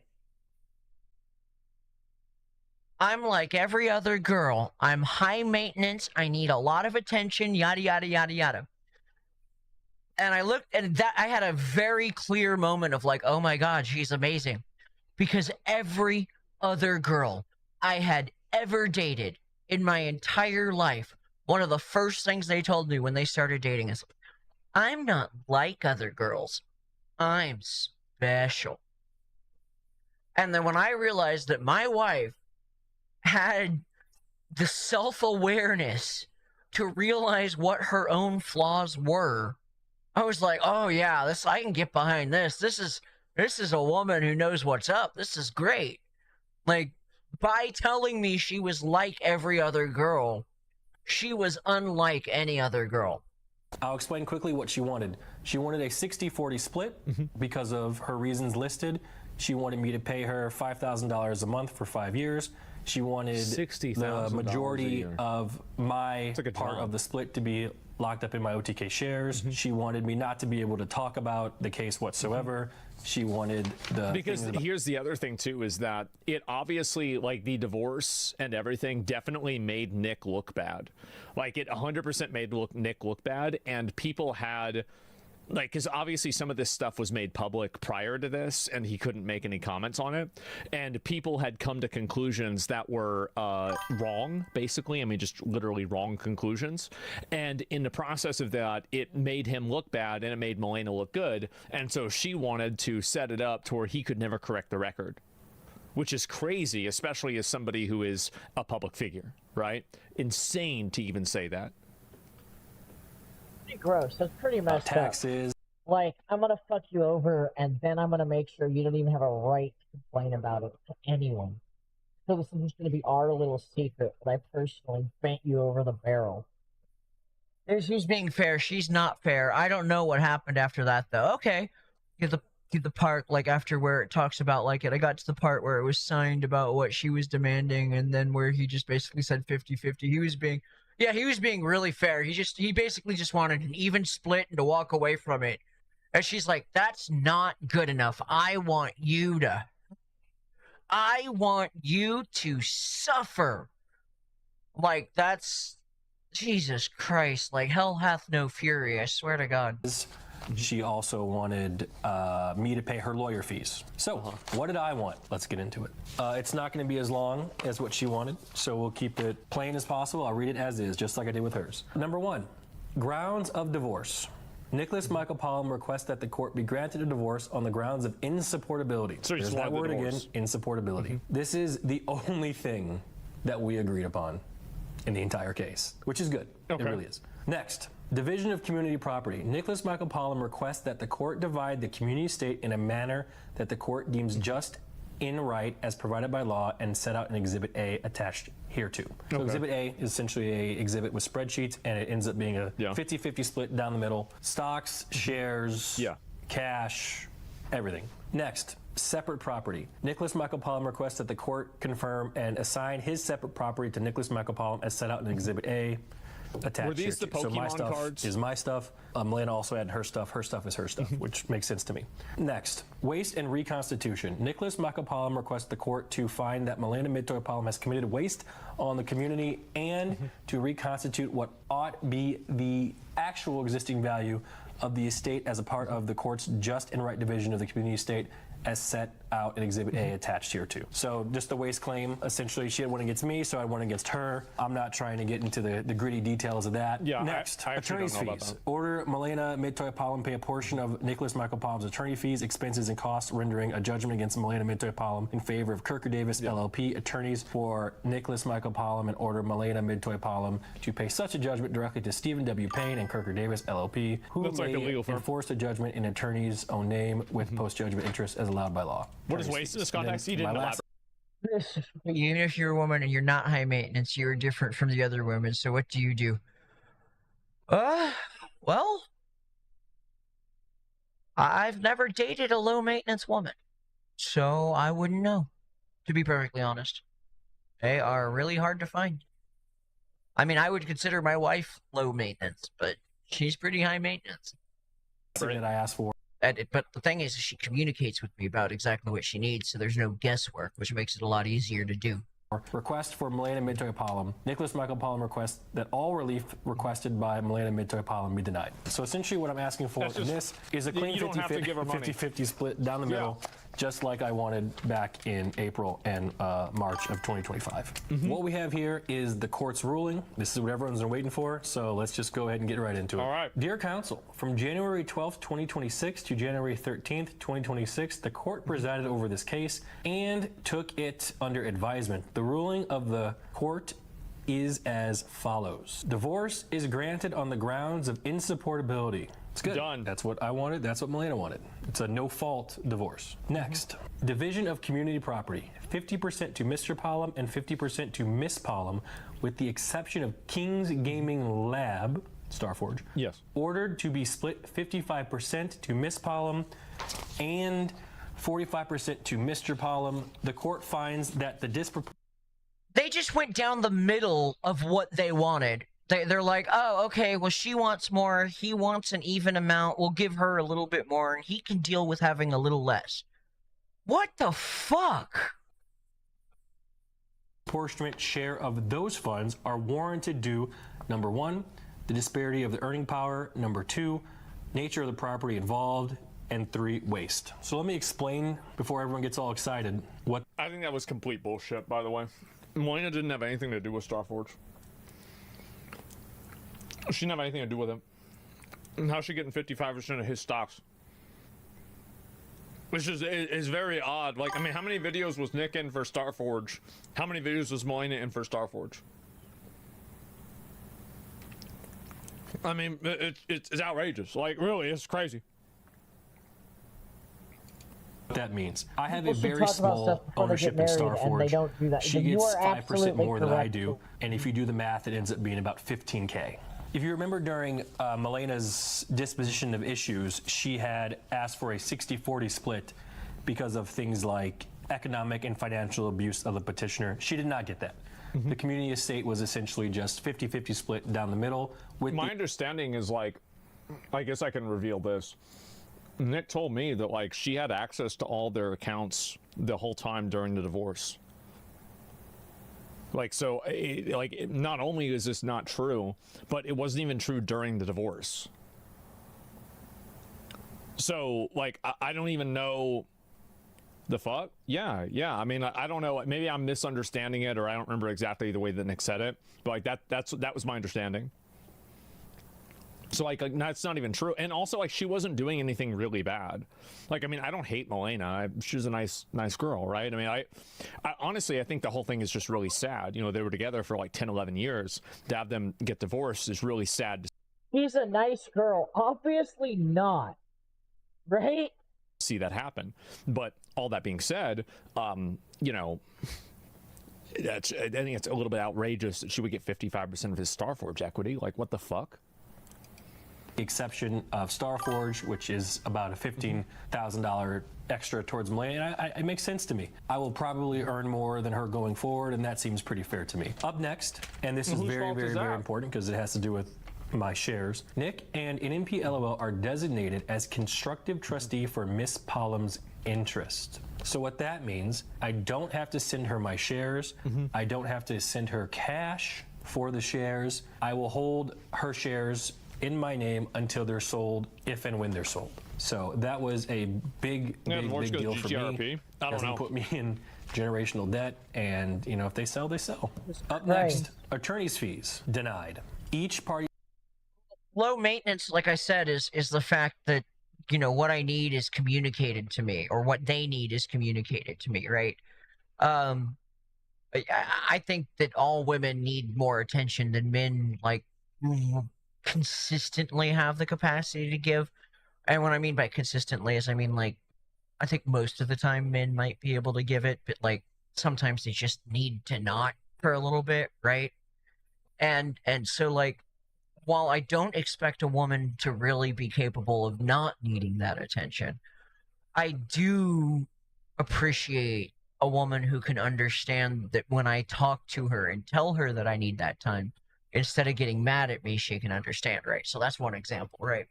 Another example would be, I mean, like, my wife said she was high maintenance. I just say that, like, I think she's not compared to the other people I've dated. Most of my wife likes Gucci and Coach and stuff like that. So in some ways you could say she's very financially high maintenance. But a lot of the other women I dated, right, I never knew where I was at with them. It was always chaos, right? Everything would be fine 1 minute, and then the next minute, like, they'd just be flipping out over something that I didn't even understand made them flip out, right? Just completely losing it and making an entire drama out of it, and just making a whole scene out of literally nothing. Like a scene out of nothing. So that's high maintenance to me, and that's the kind of shit my wife would never do. So pays their own attorney's fees. Motion to seal the court records, denied. Injunctions, denied. Post-divorce maintenance, denied. Well, the problem is that they already, they tried to seal the court records prior to this, but they got out, and the narrative was against Nick, and so I guess then they wanted to seal it to begin with, and then after, right? So then he could never correct the record. That means me not being able to talk about the case was denied, and the $5,000 a month for 5 years that Melena wanted was also denied. She did not get that. Each party is to keep credit card in its debt in their own name. Each party to keep household furnishings in their possession. So all this stuff in this house is mine. All the stuff in hers is hers. Each party to keep their jewelry and personal items. So for example, that necklace that I wore, I get to keep. Pokemon card collection to be divided equally. Welcome to millennial divorces. That's right. Welcome to millennial divorce. Yep, he had to cut every card in half and give half of it to Melina. Mr. and Mrs. Pollum to each keep their own online skins. Magic the Gathering card collection to be divided equally. The Super 73 bike is awarded to Miss Pollum. Each party to keep ownership of their own social media accounts. 2023 Not Cadillac the Escalade Magic is the awarded to Gathering Miss cards. Pollum. 2021 Nissan GTR is awarded to me. Wait, she got the Escalade? Crazy. Dude, like Pokemon and Magic cards being divided into divorce. My God. Oh, shit.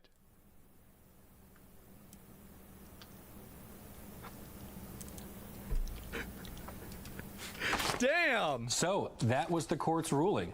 To summarize, You got the it was GTR? essentially Yeah. the same exact offer that I had offered her back in March. Yeah, she wanted the car, obviously, because he wanted the car. It's a car. Like, she didn't want a car. In April of 2025, with the exception of the I'm sorry, I get offended about cars. I like cars. I'm a car guy. extra 15K. That was a this nice car. court case lasted well over a year. It cost over $400,000 in lawyer fees, expert fees, and in my opinion, most of it was unnecessary. But I said had this to yesterday, I'll say it again.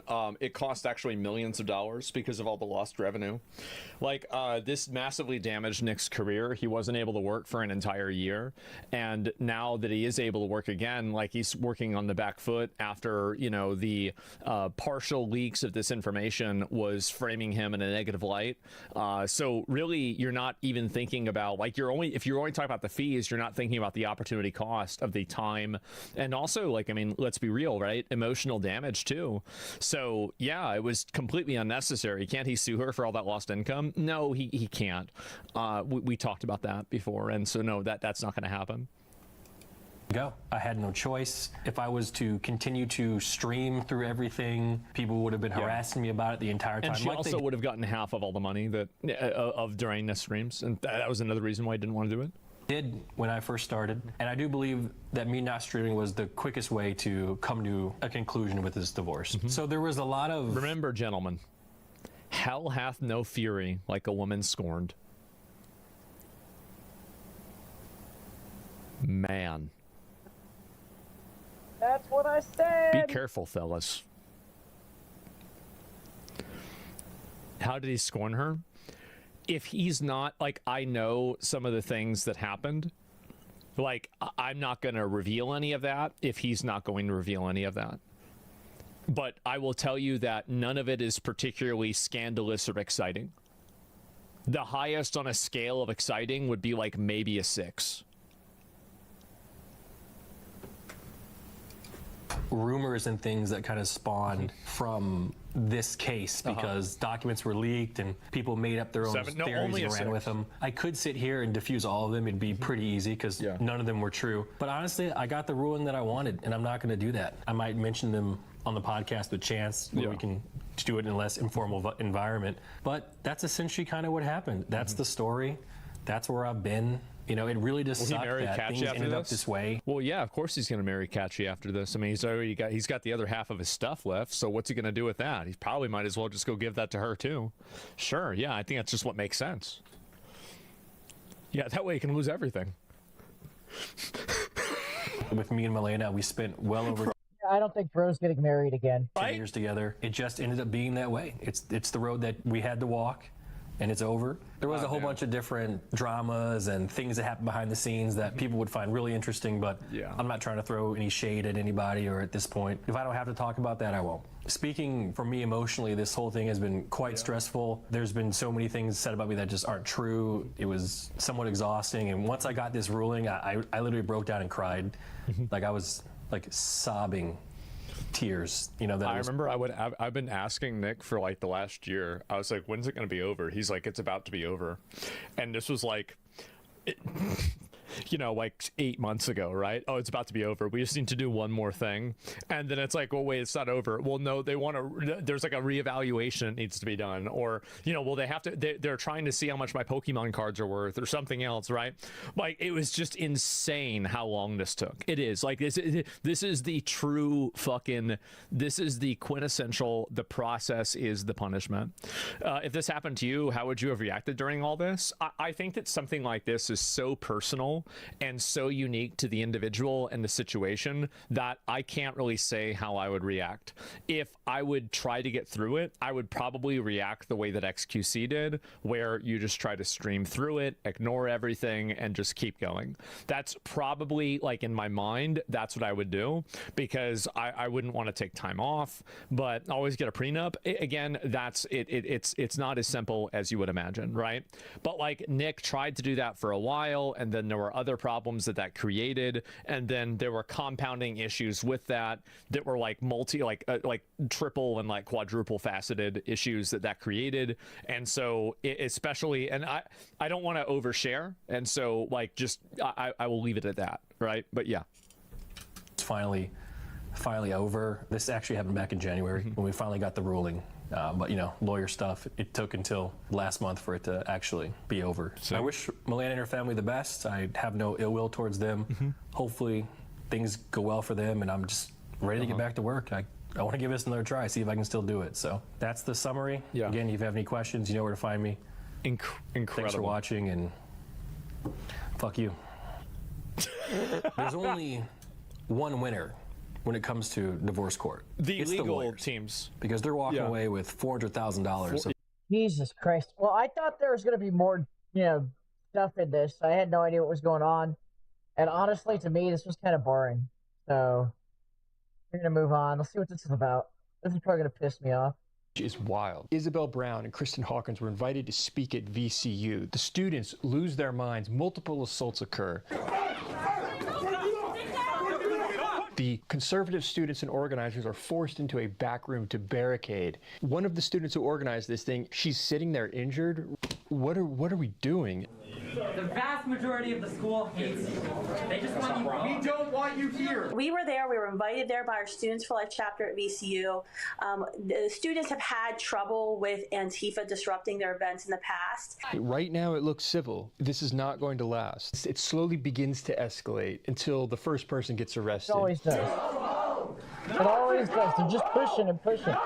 Because they don't know where the line is. They know that there is a line, but that line keeps getting, further. The more they do this, the further and further that line gets. They keep crossing it, and it keeps getting further and further away. That's why they always do the slow push, because they're always trying to find out where that line is. They could start doing stuff and get away with it. We're not even going to be able to stop. Where's the campus security? They're not coming. Why? They can't disrupt this. Stop.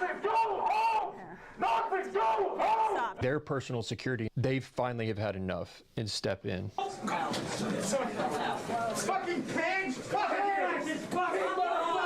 we're at VCU and Antifa is trying to crash our event. This would be the first incident, but then things start to get more heated from here. I was in a shooting 5 years ago at Myrtle Beach. Yeah. And even though it was a false call, had it been real, some of us would have died. So if you're gonna say y'all are pro-life, this is that classic strategy. How can you call yourself pro-life if you don't want to ban guns? The problem is when exactly.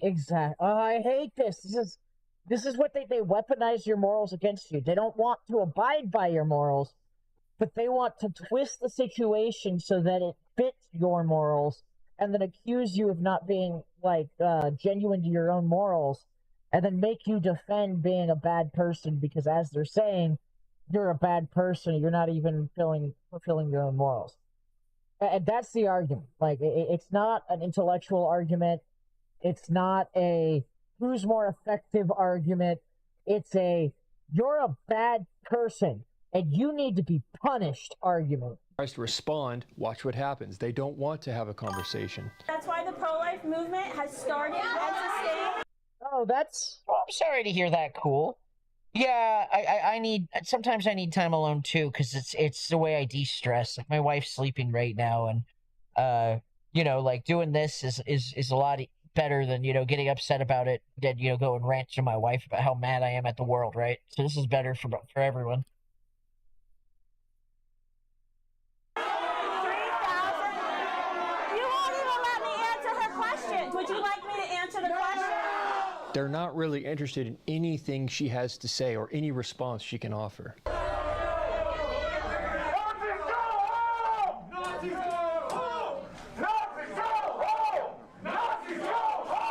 And this is the student that later gets injured. I'm sorry, you're saying I can't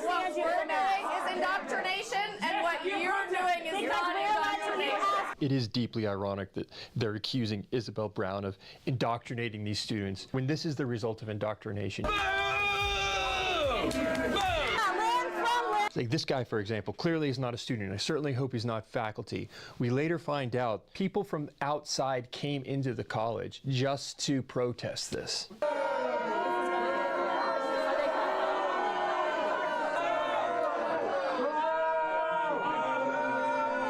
So they start to realize that we've got... Everybody at the school hates you, says a whole bunch of people who aren't even from the school. But this is why I'm not going to have any sympathy when the pendulum swings hard the other way, and this is, they have to deal with, not being able to speak for whatever reason, or not being able to have a right to protest for whatever reason. I'm not gonna defend them. I'm gonna let it happen. Got to do something. Where are the police? Done, hair done. She's always at the beauty parlor. She wants to wear the finest clothes. Yeah, my wife isn't like that at all. Yeah, that too. Why are they letting this happen? This violates school rules. Well, with me and be emotionally available, I'm good. Not cheat or, just somebody that I could talk to and understands me and treats me well. Yeah, with respect and vice versa. I think that would be good. Yeah, I have to tell my wife the two things that are really important, like to a man in a relationship, are loyalty and peace, right? I think those are the two things that men want most from a woman. And, I mean, it sounds like you've got the peace part down. You can clearly hear her say, why is the college allowing this to happen? Excuse me, I thought VCU rules were that you can't disrupt, like, a peaceful gathering. Apparently there are police right outside in the hallway just not doing anything. Like, why isn't anyone stopping? There's students here that have gathered to hear me speak, and no one's doing anything.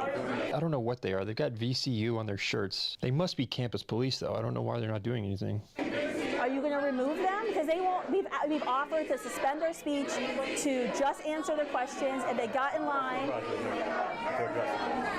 This guy does not want to be on camera. Doesn't want anything to do with this. So they're not doing anything. They don't cut. They're right outside the room. You can see it on camera. I'm a public speaker, and I am here with Students for Life to answer your questions from a Gen Z perspective on how we can embrace... I cannot... This is what they do, man. This is how they react. You won't see this happening at a left-wing rally. You won't see it. And there's a reason for that. It's because we're not the fascists they accuse us of being. They're projecting. And you can see it right here. A more loving approach to women and children. There are Antifa flags here. This is Antifa cheering. We knew they were Antifa because they're all wearing masks. They have to cover up their identity. And eventually the police do step in, but it doesn't go the way you would think. The campus police have now decided to come out of nowhere. They decided not to come initially, and we will see how this goes. And then all hell just breaks loose, it seems. And this is when things just absolutely get out of hand. A pregnancy and a miscarriage.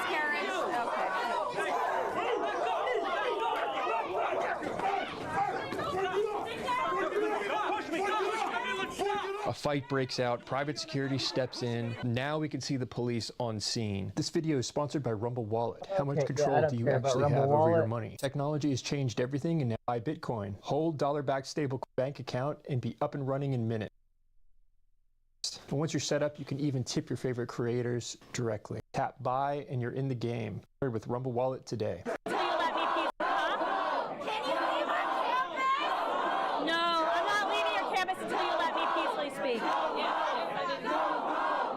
Kristen and Isabel make a decision that they're not going to be kowtowed. They're not going to concede and be forced out. They decide to remain. 30 minutes into our gathering, several students in the room were attacked by these Antifa and far-left extremist protesters. I believe that's the scuffle that female organizer got injured in, as you'll see later. The school, despite my bodyguards calling and asking for support, didn't intervene until more than 30 minutes into the situation. At this point, they forced the conservative students to retreat into a back room. Are we going to be allowed to come back in? Okay,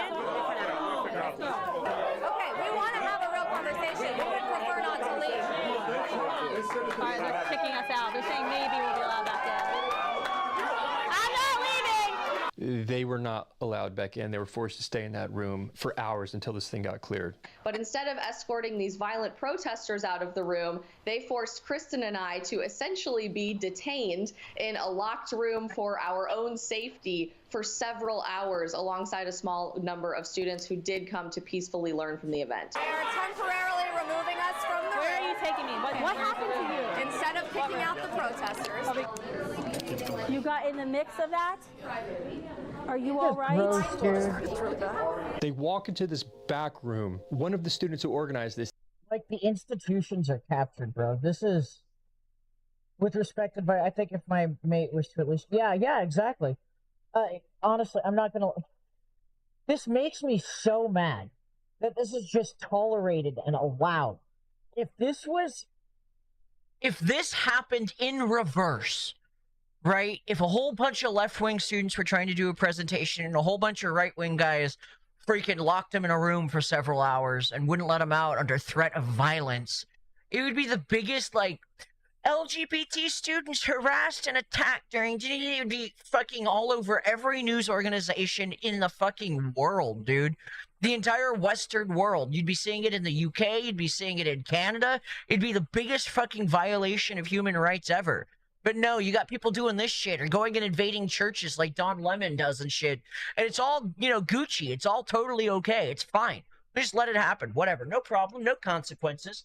Nobody needs to be punished for violating other people's civil liberties repeatedly and being violent. Because we need this. We want this. We want people to, we want people to feel like if they go against the popular opinion, they will hurt. They will get beat and ostracized. We want that. Sounds an awful lot like the brown shirts of fascist Germany in the 1930s, doesn't it? Do you see any Republicans going out, right-wingers going out there and doing that? No. There's no equal, like, characterization that one can make with the brown shirts for the right wing right now. The only characterization that anybody could make any similar comparisons to is the left-wing Antifa little fucks. That's the only comparison you can make right now of the fucking brown shirts running around intimidating people into having their opinion. That's why I'm out here, man. I'm fucking sick of that. I'm not going to sit here and fucking just, not have my opinion anymore or kowtow to people. I'm fucking pissed. I'm done. I'm done with the consequences of seeing things for as they are and not keeping my head down and keeping my head down. I'm done with that. I'm going to put my head up. I'm going to fucking call this shit out. I'm going to fight these people. I'm going to show them I'm not afraid and I'm not going to be intimidated with violence and threats of violence to change my opinion that the sky's fucking blue or that women are the only, sex that can get pregnant. I will fight you on that. I will fight you on that. Thing, she's sitting there injured. What are we doing? A big fight broke out, and people were shoving me everywhere. I got shoved. A police officer picked up someone who was fighting and shoved him into the table, and I got thrown into the table during the process. Do you think all of those people in there are really students, or do you think that this is also the community trying to infiltrate and prevent real dialogue from happening? I highly doubt they were all students. They continued to stream this entire thing, so it's all on camera if you want to watch it. Yeah, you should not ever let your child go to VCU. This is a massive waste of taxpayer money.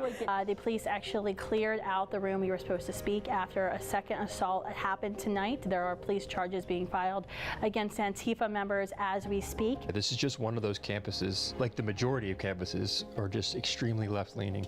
This is one of the most liberal campuses I've been to. It's an inner city campus, very democratic, lifestyle in this area with the students. And there's a lot of hate for life. I've seen, pro-life people stand outside their student commons and try to talk to students walking by, and it's been a lot of negative interactions that I've witnessed happen.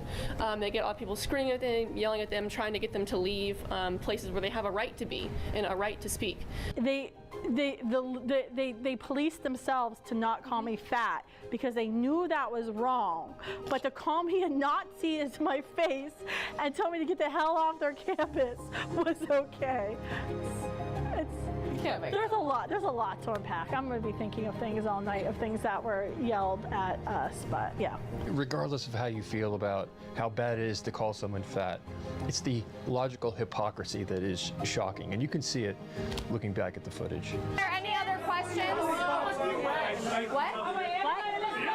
I weigh 248 pounds. What does that have to do with something fat? Are you judging me because of the size of my body, sir? Yes, you did. Yes, that's what you just did. You're fat phobic? Yeah. Thank you, guys. See, this is what I mean by, like, they'll hold your morals against you, but even core tenets of their own philosophy are just completely discarded for the sake of making a verbal attack sting. Like, they're so vicious, they're so malicious, and they're so hateful that the first opportunity, they disregard their own philosophy in order to try to attack a person, while simultaneously being the biggest fucking gatekeepers of that kind of language and shit like that anywhere else. Anywhere else, they're gonna fucking flip out. You do something like that in HR, that HR bitch is gonna get you fired for saying something like that. But here, right here, oh man, it's fucking free because this person isn't human, right? They've been dehumanized. We don't have to like them. We want to string these fuckers up, right? They're just malicious, hateful, angry, violent bigots. That's what they are. They're the very thing that they think they're fighting against in every conceivable I'm sorry, I've got a mask on that's like blocking my lip. In every conceivable facet, they are the very thing they think they're fighting against. For being You're fat phobic. Thank you. You're a fucking Nazi.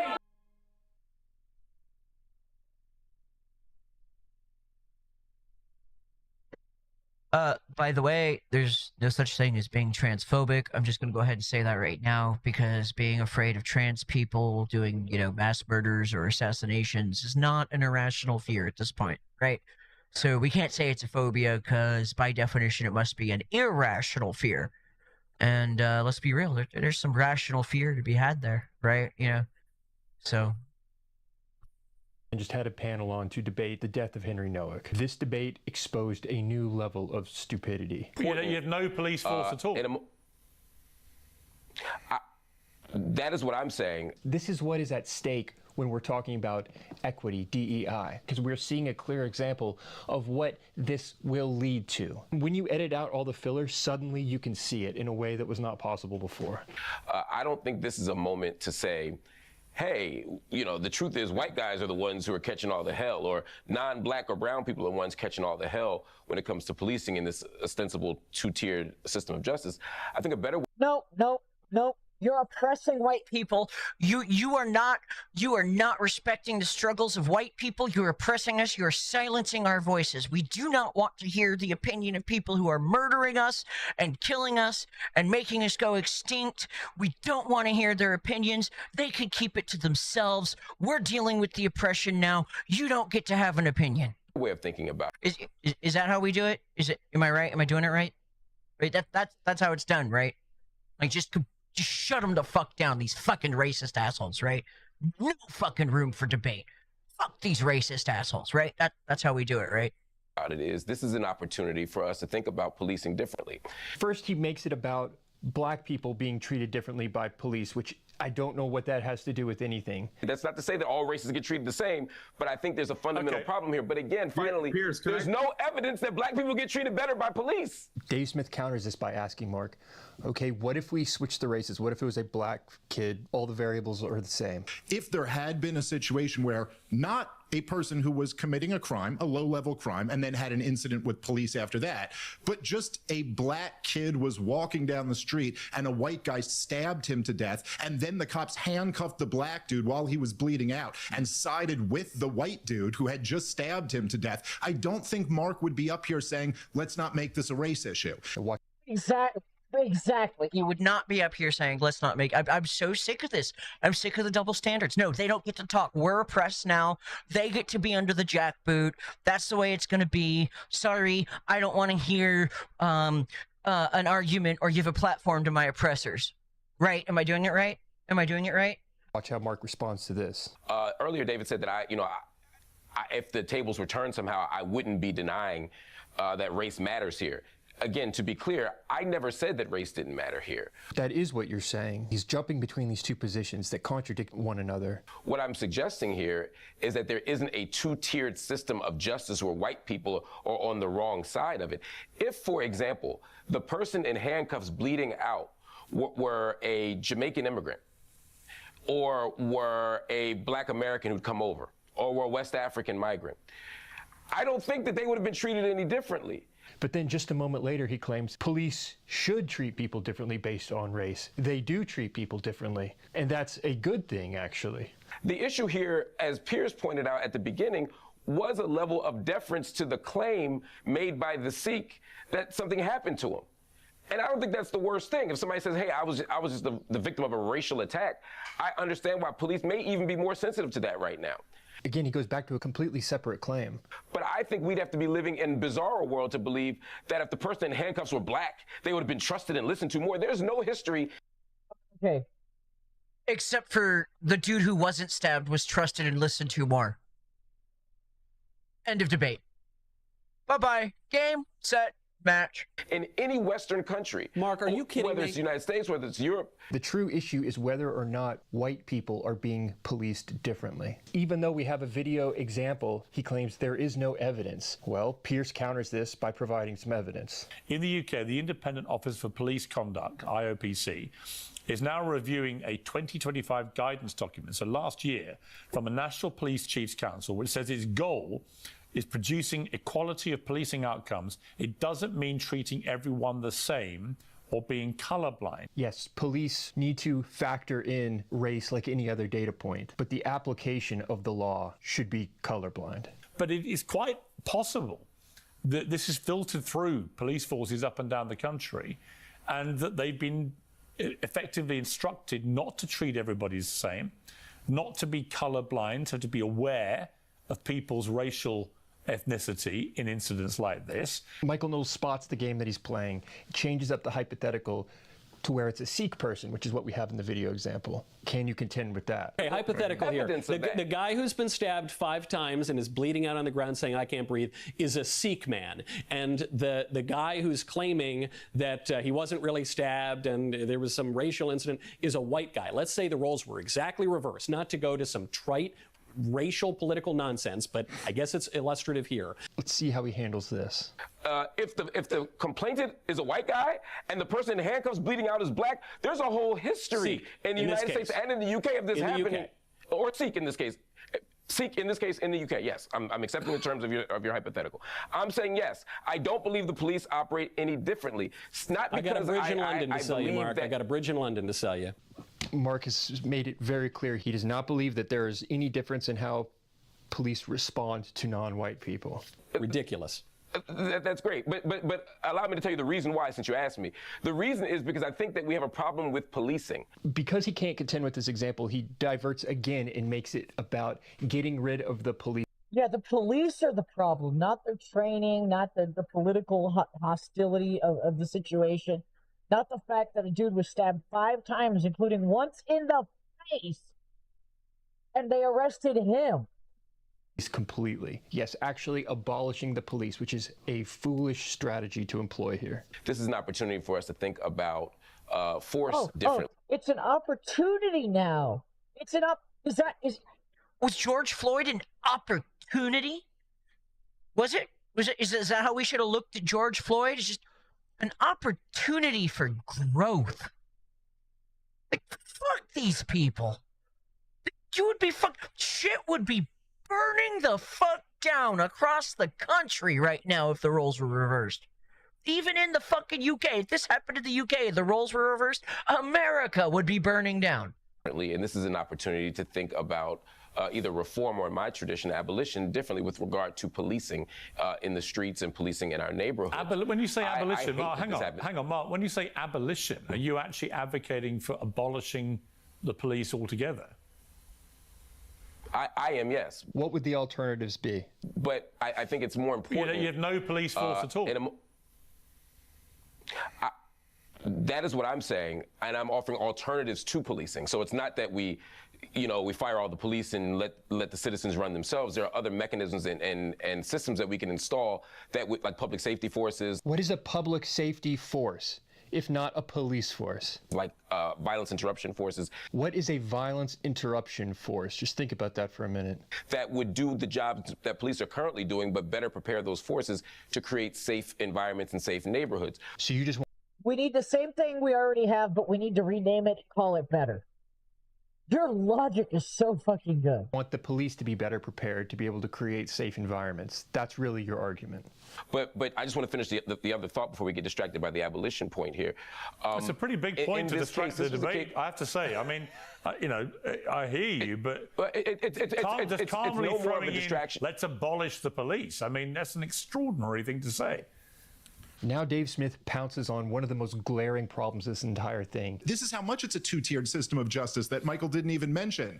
The Sikhs are the only ones who are allowed to carry these knives in public. One group of people in the UK are allowed to do something no one else is allowed to do. They're allowed to carry knives. Why? Because of their religious belief. You're telling me that your security agency, your government has actually disarmed its own. There is one group of people who's allowed to have this weaponry and one who's not. And by the way, it's not Englishmen. What if it's my religious belief to carry a gun? Well, you can't do that. Why? According to your logic, I can. No, hang on. It's not. It wasn't very ceremonial in this case, was it? Yeah, well, my gun is ceremonial. Just to be clear. But you're making it seem as if Sikhs are allowed to have weapons and no one else is, and that's I'll not bring the you back spirit in, of Mark. That's literally the case. Actually, it is allowed for Sikhs to carry ceremonial knives in this way, in a way that it wouldn't be for me to do the same. However, interestingly, it's pretty much the same rule in America, is our understanding, that you can do that as well. So we checked the Kirpan law in the USA. Carrying a Kirpan is generally protected as an exercise of religion under the First Amendment. Yeah, but we can also carry guns right now in America. That's not. Yeah, really I don't need a religious protection. But it's regulated by states and local knife laws and banned from federal facilities and airports. So there is a slight caveat there. But yes, no one can carry a knife in the airport. That's not a slight caveat. Pierce, we got something else that cancels out that problem. You know? They're called guns, yeah. Yeah, but let's not get me going on your gun rules, because we'll be here all night. I'm just saying, listen, I know you're not going to agree with me on this, Pierce, but my advice to all Englishmen is that you find it to be your religious belief that you have a right to a handgun. The other way to in self-defense. I mean, this should be a no-brainer. Application of the law is universal across citizens. I don't understand how this is even. Yeah, if they have a right to knives, everybody else who believes they have a right to guns has a right to guns until they say that nobody has a right to knives. Period. I'm sorry. Fuck that. No. I'm not gonna have invaders in my country be the only people allowed to carry weapons. Are you fucking shitting me? A debate. But again, look at the facts on the ground. You have one class of people who are allowed to carry this weapon on them. You have another class of people who are totally disarmed and not allowed them to defend themselves. And in the moment, when there's an accusation of bigotry, that's enough to get everybody to freeze and go, ooh, we better err on the side of not being the bigots, because they know, as we've learned over the last 15 years, that that's what's going to get your face in the paper. It's the fear of being perceived as biased towards a minority, and it doesn't matter what the minority is. Pierce, everyone should know this already by now, but as soon as you start thinking of equality of outcomes, you're an enemy of justice. And Dave points out the core flaw here, which is equality of outcome, which is what the police are trying to pursue. Because there's no such thing as collectivism and justice. If you're thinking at all, in any part of your mind, as a function of police work, that the overall result of this has to be that different groups end up being prosecuted in the same way, the only thing you should be thinking about is the justice in the immediate short run. This is a perfect example of how that inevitably will lead to disaster every time. We cannot pursue equality of outcome. We can only pursue What do we got here? Actually, it's funny because at the left wing, not rallies, but a speech thing, they actually dispute with each other. It's insane. Oh, yeah. Point of personal privilege. Please don't use gendered language. Yeah, I saw that too. These people are fucking pathetic. While I was dealing with clients, and so that's why something seemed behind on what you're talking about. No problem. But yeah, no, it's these people are just fucking ridiculous. Equality of opportunity and application of the law. The idea that every single group should end up at the same end goal is ridiculous. It's like expecting, it's like running a race. It's like, no, one second. White supremacy is better, right? Hold on. Fascism is better, right? It's like running a race with the expectation that everyone will finish at the exact same time. That's not how human beings work. Fascism is better, right? Fascism is better. No, it's not. It's the same thing that you want. Oh, great. Oh boy, I bet tonight's gonna be a night. Maybe we'll watch that. All right. You know what? I think I need a minute. I'm gonna take a short break. In fact, it might be good to just let some cleaning solutions sit in this for a minute. I'm gonna go check something out real quick, so we'll be back. I will be back. Give me a minute. Put some music on. Hopefully you guys like it. I hope. How much?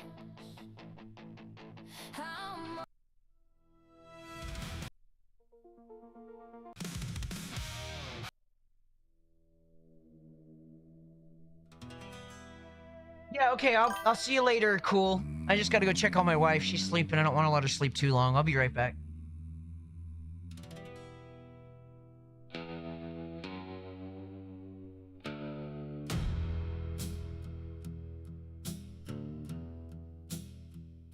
He woke up every morning just trying to build a life.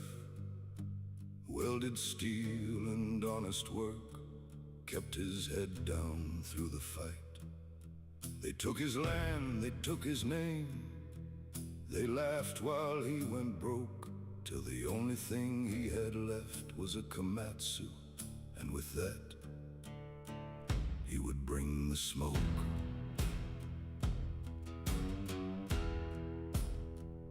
He spent 3 days and 3 nights behind a welding mask, turning yellow iron into something no one could get past. No speeches, no goodbye notes, no final grand manifesto. Just the sound of steel on steel and a heart that said, "Let's go!" He rolled out of the shop like a storm no one could see coming. 6 tons of armor, thunder in the engine drumming. They called him Killdozer as he came down the street. And for one single day, no one could stop the beast. They threw everything they had at him, bullets, bombs, and prayers. But he just kept on rolling like he didn't even care. Every building that fell before him felt the weight of what he'd lost. One man against the system, and the system paid the cost. They called him crazy when the smoke finally cleared. Said the man had lost his mind, that he'd gone too far, that's clear. But the ones who knew him best just stood there with a quiet respect for the man who fought the system till there was nothing left. He rolled out of the shop like a storm no one could see coming. 6 tons of armor, thunder in the engine drumming. They called him Killdozer as he came down the street. And for one single day, no one could stop the beast.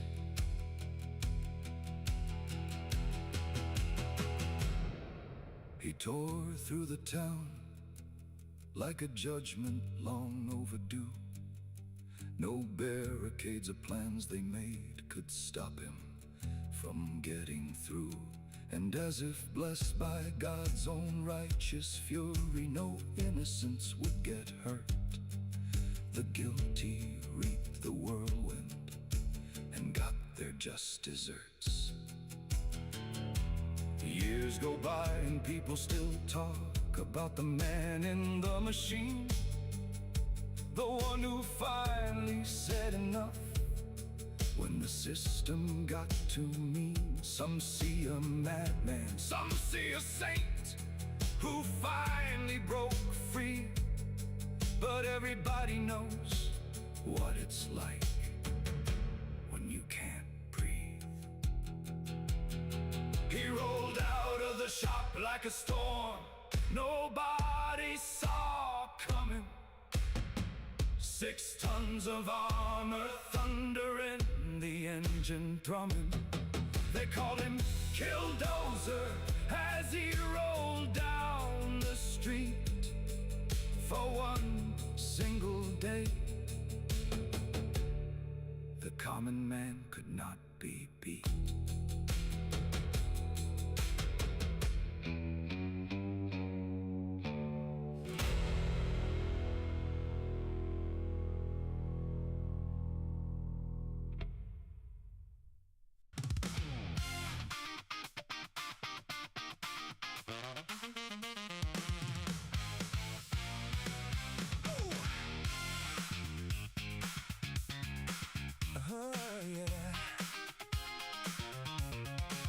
They sat us down in senior year and dimmed the classroom lights. Put on that famous movie, said the end is near, alright. Al Gore stood tall upon the screen with graphs that couldn't fail, while something in my stomach said this fairy tale smelled stale. I raised my hand, a timid soul, and asked a simple question. The silence hit like winter wind and froze the whole damn session. The teacher sighed, the students glared like I had lost my mind for daring to ask questions about the gospel they assigned. Oh, it was an inconvenient truth, a most convenient load of you know what? They scared us good in high school seats, woo, while the prophets cashed their checks and flew in private fleets.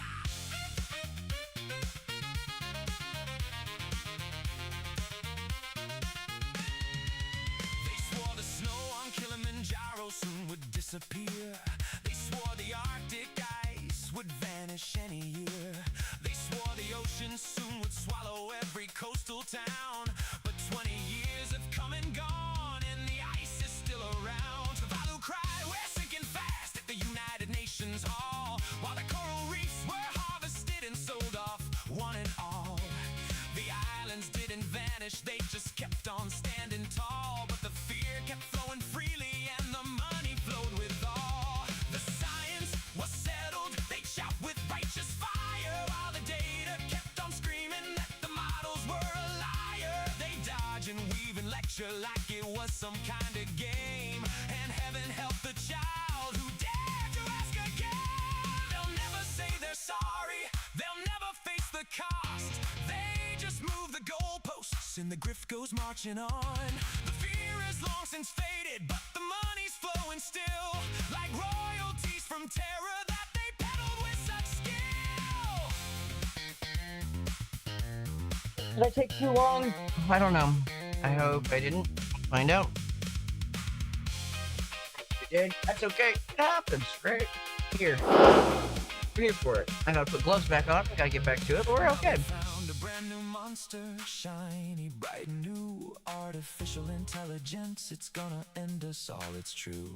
They scream we need more power, more rules, more chains in place, while they attack the ones who build it, trying to take us all to space. Digital IDs, their latest plea to seal our future tight, to finally close the vice and keep the future out of sight. The mild little cancel culture from the days of old has grown into a monster that will demand total control. Oh, it was an inconvenient truth. A most convenient load of you-know-what. They scared us once, they'll scare us twice. It's the same old grift, and the price is always choice.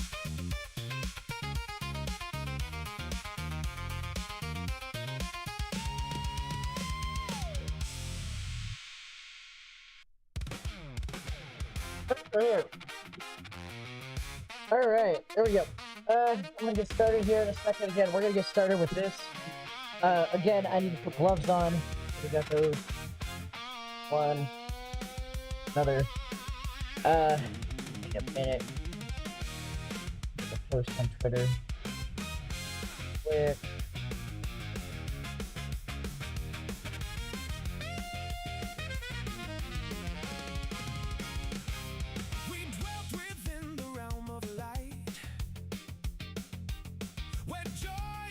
Need just a second before I get started. A sanctuary forged in pixels bright, our safety, our escape, our endless flight. We bathed in worlds of our own design, creatures of the light, unconfined. But from the outer void it came, spreading darkness without a name. The void it came. Yeah, alright. Like the black thing from forgotten tales. It Alright. the stars and veils, enforcing wonder, uniform shade, crushing every spark that disobeyed. It made its home where laughter reigned, twisted joy into chains of shame, to Pandora's of the modern age. So we quit. Yeah. Lifted the lid on the forbidden jar, unleashed the howling storm of war. False accusations, public scorn, one innocent soul was crushed and torn, driven to the final silent night, a casualty of their holy fight. This is the first stand for the light we built with our own two hands. This is the first stand. We are the gatekeepers of Gamergate. We held the line when all others would capitulate. This was the first stand. This was Gamergate.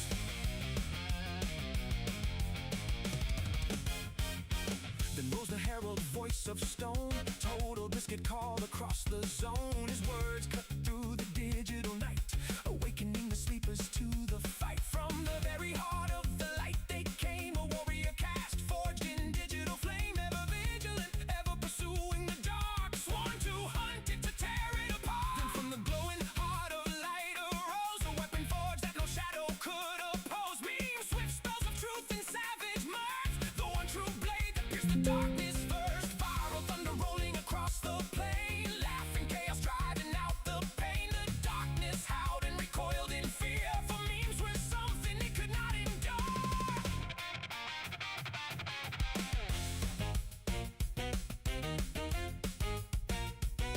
From the light they drew their ancient rage, rip and tear across the shadow's cage. Like the slayer born of crimson hell, our crusaders charge where demons dwell. Doom incarnate in pixel and steel, they ripped the darkness, made the shadows real. No mercy for the creeping blight, the warriors of the endless fight.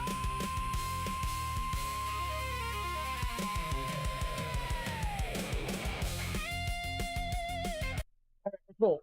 We're finally starting. Let's go ahead and check this out.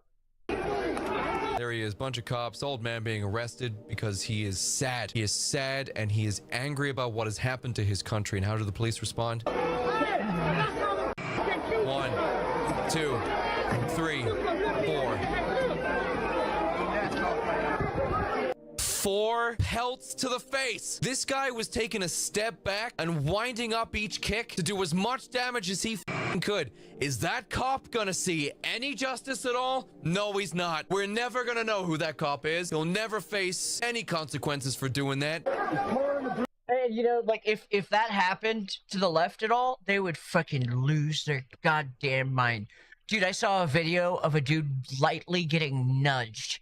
And, like, the Daily Post or the New York Post was, like, making a whole video of it. And I'm like, it's, like, not even 1/10 of this. And it's getting more attention. This old man is pissing blood from his face.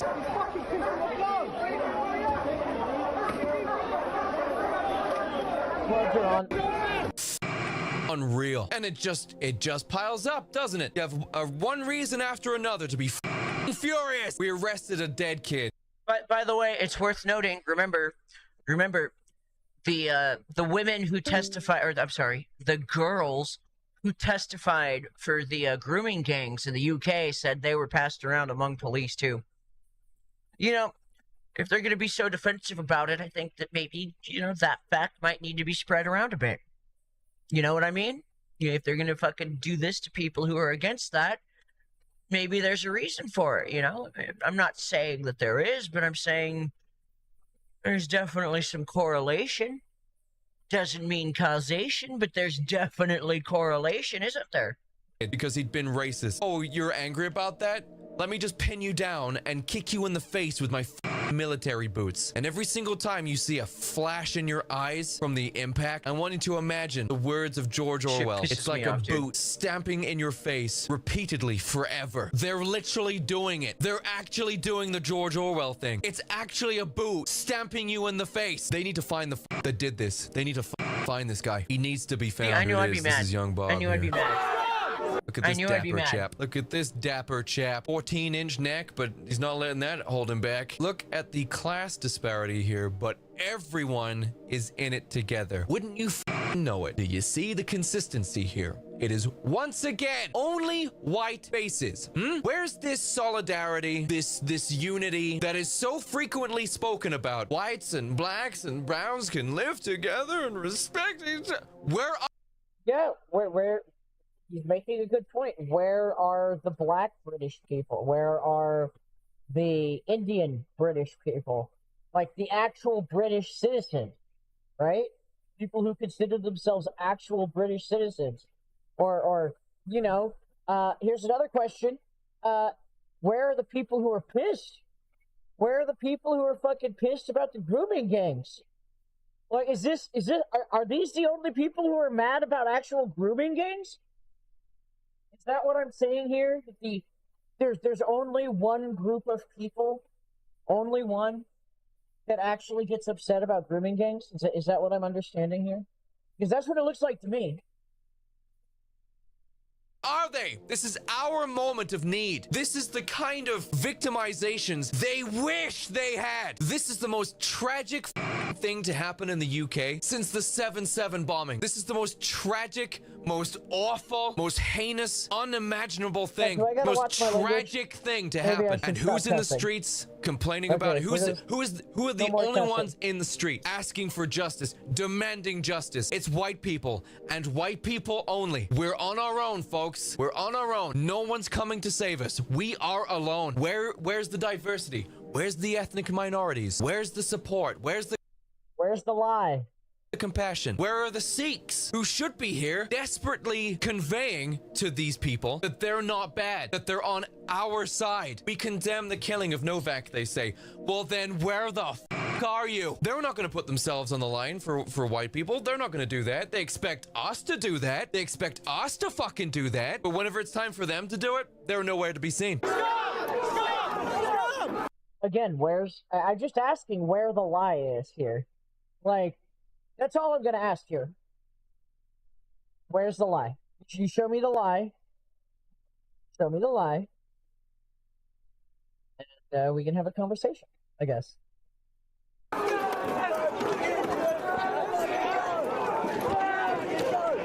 This might be the old fella that is kicked in the head later. It was completely unnecessary. Can you hear how English this is? Can you hear how English this is? That is completely unnecessary. I love the English. I really do. I know I've got this up accent, but I used to speak like that. I am an Englishman. My parents are English. My mother's Scottish, half Scottish. I think she was actually born in Scotland, raised in England. That's why she has or had an English accent. I don't know where she is now. But I fucking love being English. There's nothing quite like the English Constitution. Yeah, the English attitude. It's immutable. We live in the most depressing place on earth, and people are still just getting on with it. Why do you think Australia flourished? Why do you think Australia prospered despite who was sent there?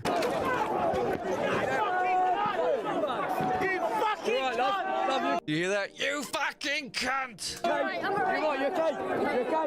You sure? Shake on it. Right, good. 1 second. Well, if you don't want to get hit, move there. That's where the cameras are. Yeah, I know. They're chanting Henry.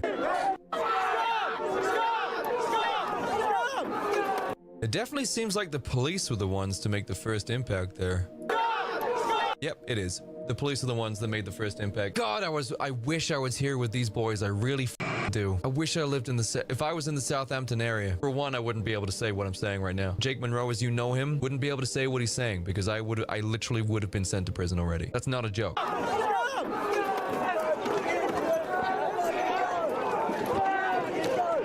was completely unnecessary.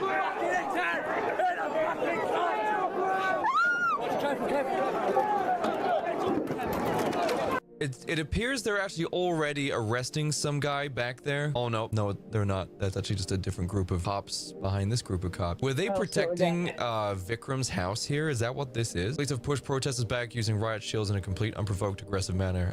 In doing so, escalating tensions and provoking further. Yeah, they did that. Breaking thousands of pages. I'm not gonna lie, they had bricks thrown at them. But, well, I'm not going to condone throwing bricks at officers, but, I'm not going to condone it. There, that's where that statement ends. Patriots have just ran the riot police out of Southampton. Oh yes, fellas.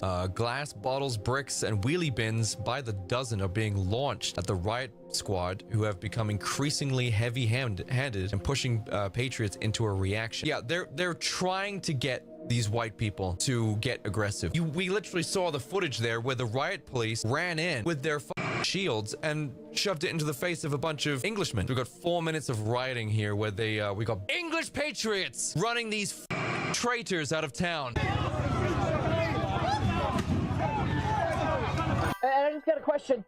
Yo, I'm here to shill your channel. Hello, everyone. Hey, like, where the hell, for example, is this kind of aggressiveness from the UK police during the other not protests but fucking riots? All the other riots in the fucking UK, why are the police only aggressive here against their own fucking people? Like, this is literally just proving the point of why everybody's fucking mad. It's double standards. If fucking Muslims can march right through London, fucking intimidating the fuck out of everybody, fucking upturning the entirety of central London, and that's cool. That's accepted. God, we wouldn't want to get in the way of that.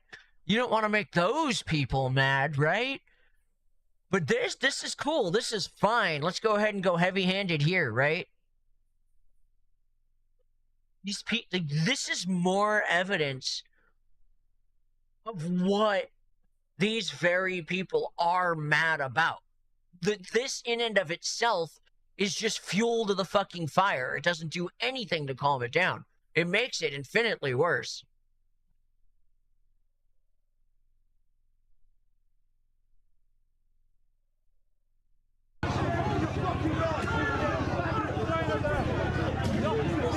Fuck, I wish I was there, man. I really do.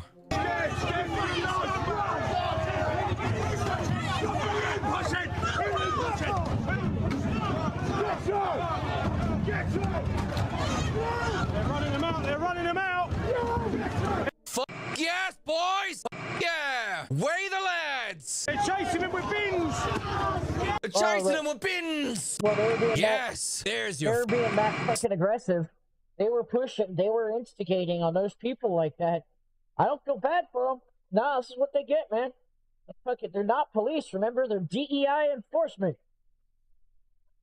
handle them accordingly.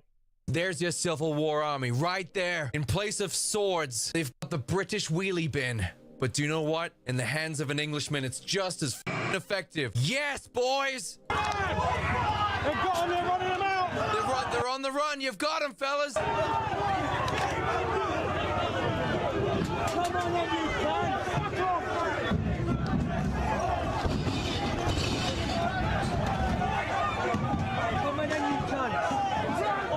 I love that the wheelie bins sound like the drums of war. The wheelie bins actually sound like the drums of war. I love this. The thunderous drumming sound. It's the wheelie bins. The riot police are getting moved back. Run them out of your run them out of your neighborhood.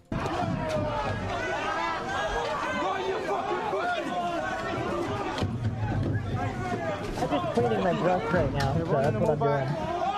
I'll just finish in the last little bit. Justified. Absolutely 100% justified white rage. Only in the UK would you see riot police getting pushed back like this. Only Englishmen could, man. Only Englishmen could. I've seen so many people over the last year or so have their doubts about Englishmen. I've had DMs from people that I respect and people I don't saying, yeah, UK is lost. And even I'm responsible for saying it simply for sensationalism. I'm an entertainer, guys. I'm a streamer. But I've had people DM me and say that England is lost. Englishman is game over. Look what day one looks like.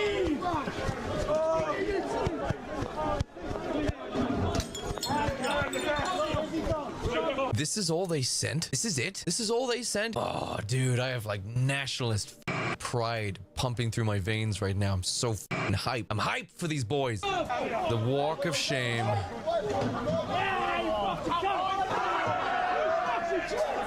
They're trying to get in the riot police with all sorts of missiles. Even the locals are giving them a mouthful. Oh, did you see that?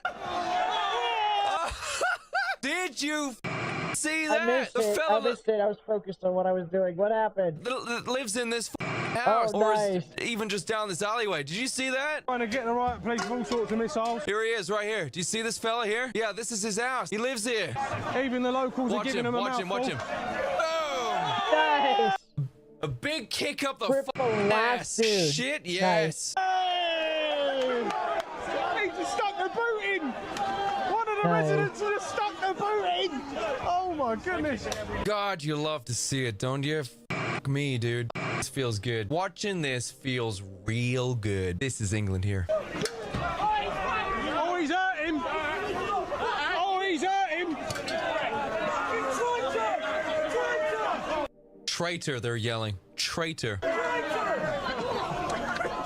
Beautiful neighborhood, too. This is a nice place. Is this where the Indians were living? Wouldn't be surprised. Off, you scum!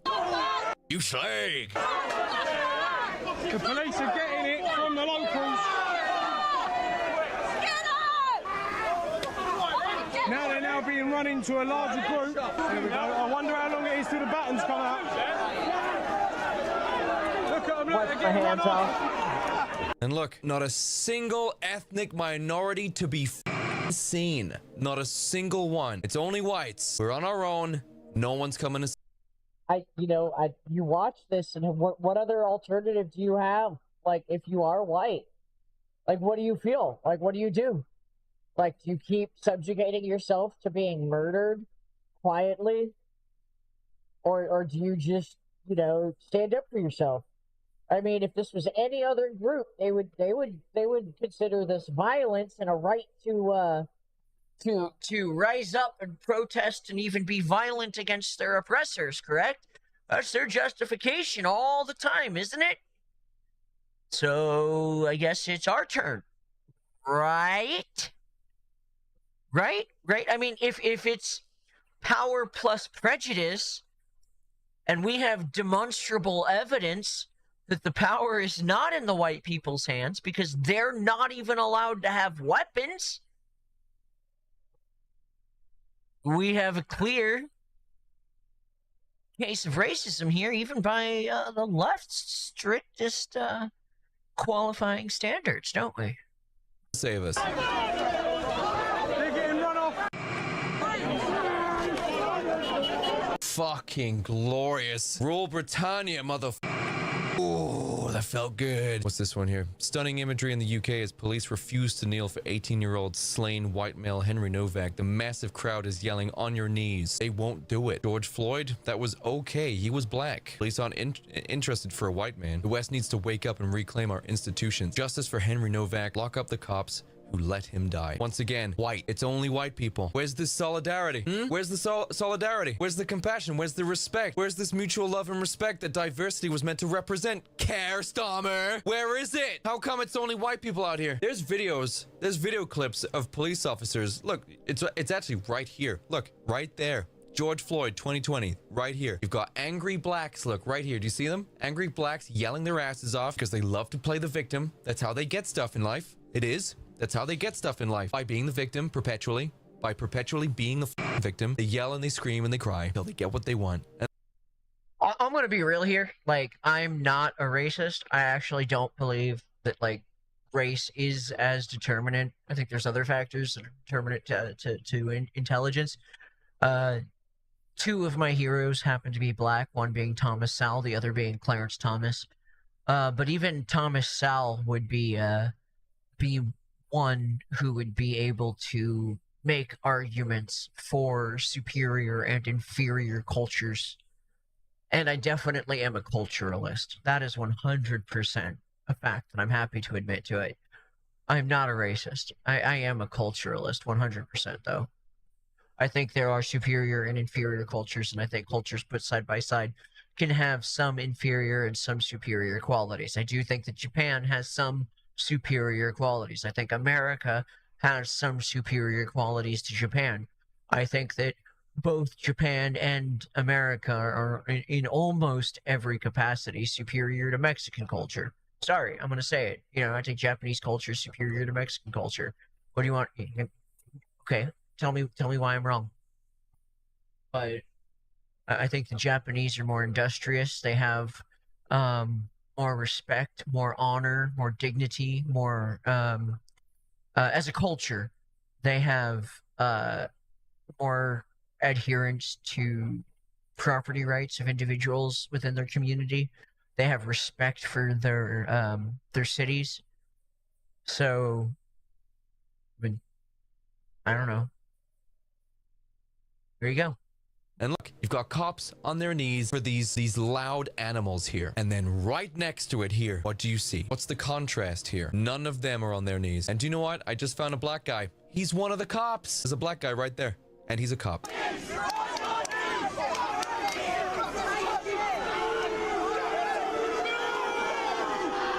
Not a response from any of them. Who are these sociopaths that they've been hiring for the police service? Beautiful look, this beautiful spring day in England. I've been driving around my local area recently, and spring really has just kicked in the past couple of weeks here, and it's beautiful, man. We've had a little bit of rain, but it's warm, which means all the leaves and the shrubbery and the grass, the flowers are flourishing. They're in bloom. The healthiest shade of green you could possibly imagine. And you step out of your car and you're just met with this intense aroma of damp soil and grass. Beautiful. The white man is finally angry. Ow. Sorry, mate. I love the English, I really do. Sorry, mate. Sorry. Do you have any idea? You guys, I feel like you guys do know a bit about not only American history, but probably European history to a degree, right? Do you have any idea how terrifying the Englishman was? So sophisticated, so well-spoken, so reserved, so compassionate, so considerate, industrious, soft-spoken. And then running parallel to that composition, that composure, is the most incredibly efficient military aggression you've ever seen in your life. The most organized, powerful, unbeatable militia. The raw strength of the artillery that we created, the ingenuity, combine that with the genius level tactics that were implemented in our war. Well, I mean, we had communications, we had artillery, we had a navy, the infantry, everything worked like clockwork. No wonder we we dominated everywhere we went like it was nothing, and you would think that we were some sort of barbarian force. No, well-spoken, crumpet-eating, tea-sipping British men. Good day. How are you? Nice to see you. Now, let's have a look at this war that we seem to be in the middle of. Sergeant, please present your tactics to the table and we will deliberate. Of course, Corporal, would you like some tea with it? Yes, please. 2 sugars. They speak eloquently with each other, with manners, respect, and then on the battlefield, absolute monsters with intuition, wit, firepower, organization. God, the horrors it must have been to have been on the wrong side of the Englishman. Holy you can't gauge him. You can't get a gauge on him, can you? You'd expect this level of brutality would only be It's funny. As an American, I find this funny. Used What's up?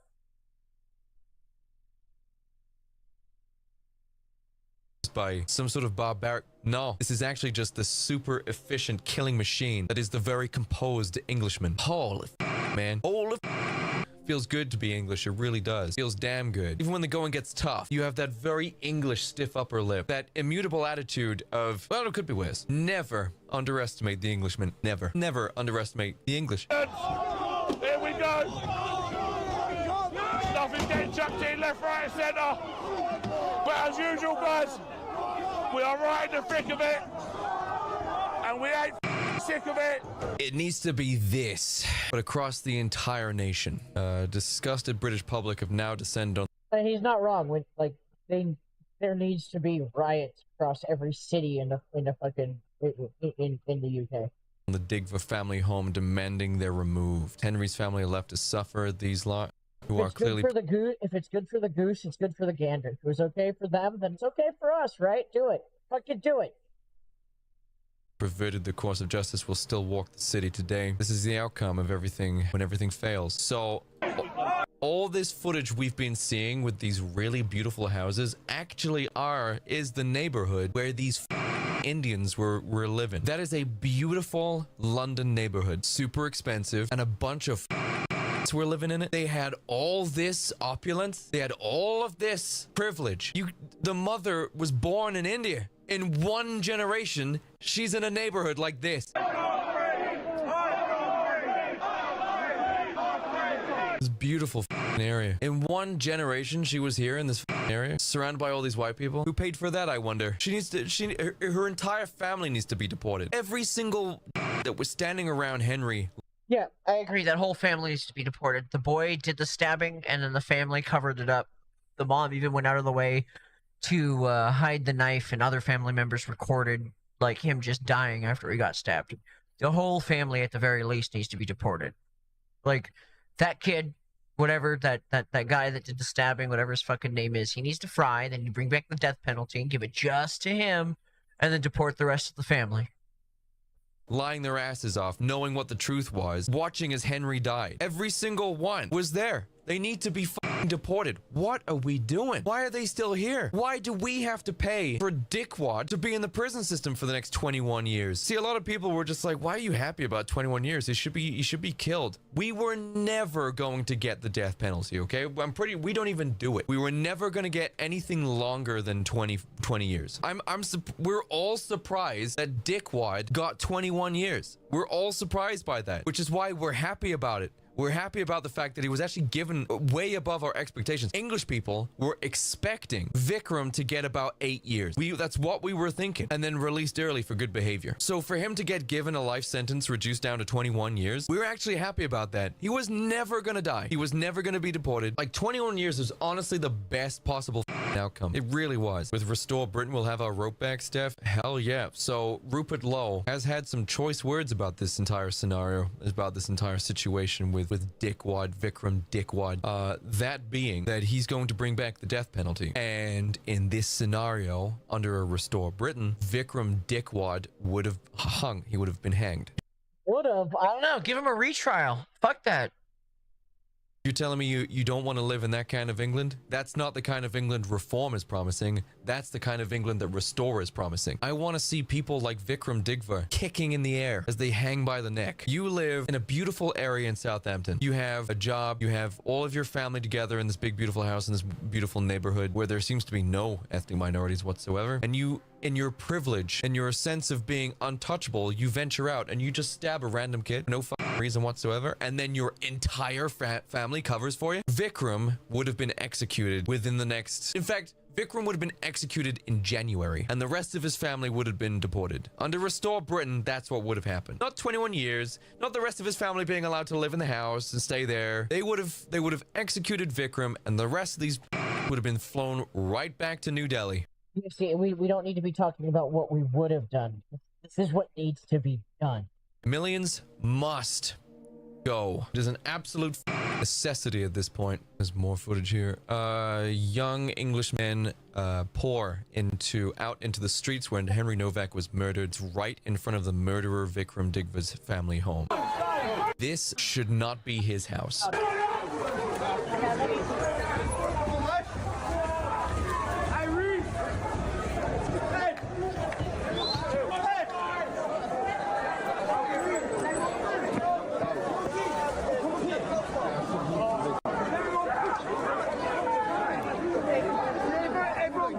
Yep, look, that's Belmont Road. See there? That's Belmont Road. That's where the reports say that Henry died. They're right where he died. This is right where he was killed. I gotta go. Because we don't have soy sauce, I gotta go. So, we'll deal with this later. Have a good one, guys.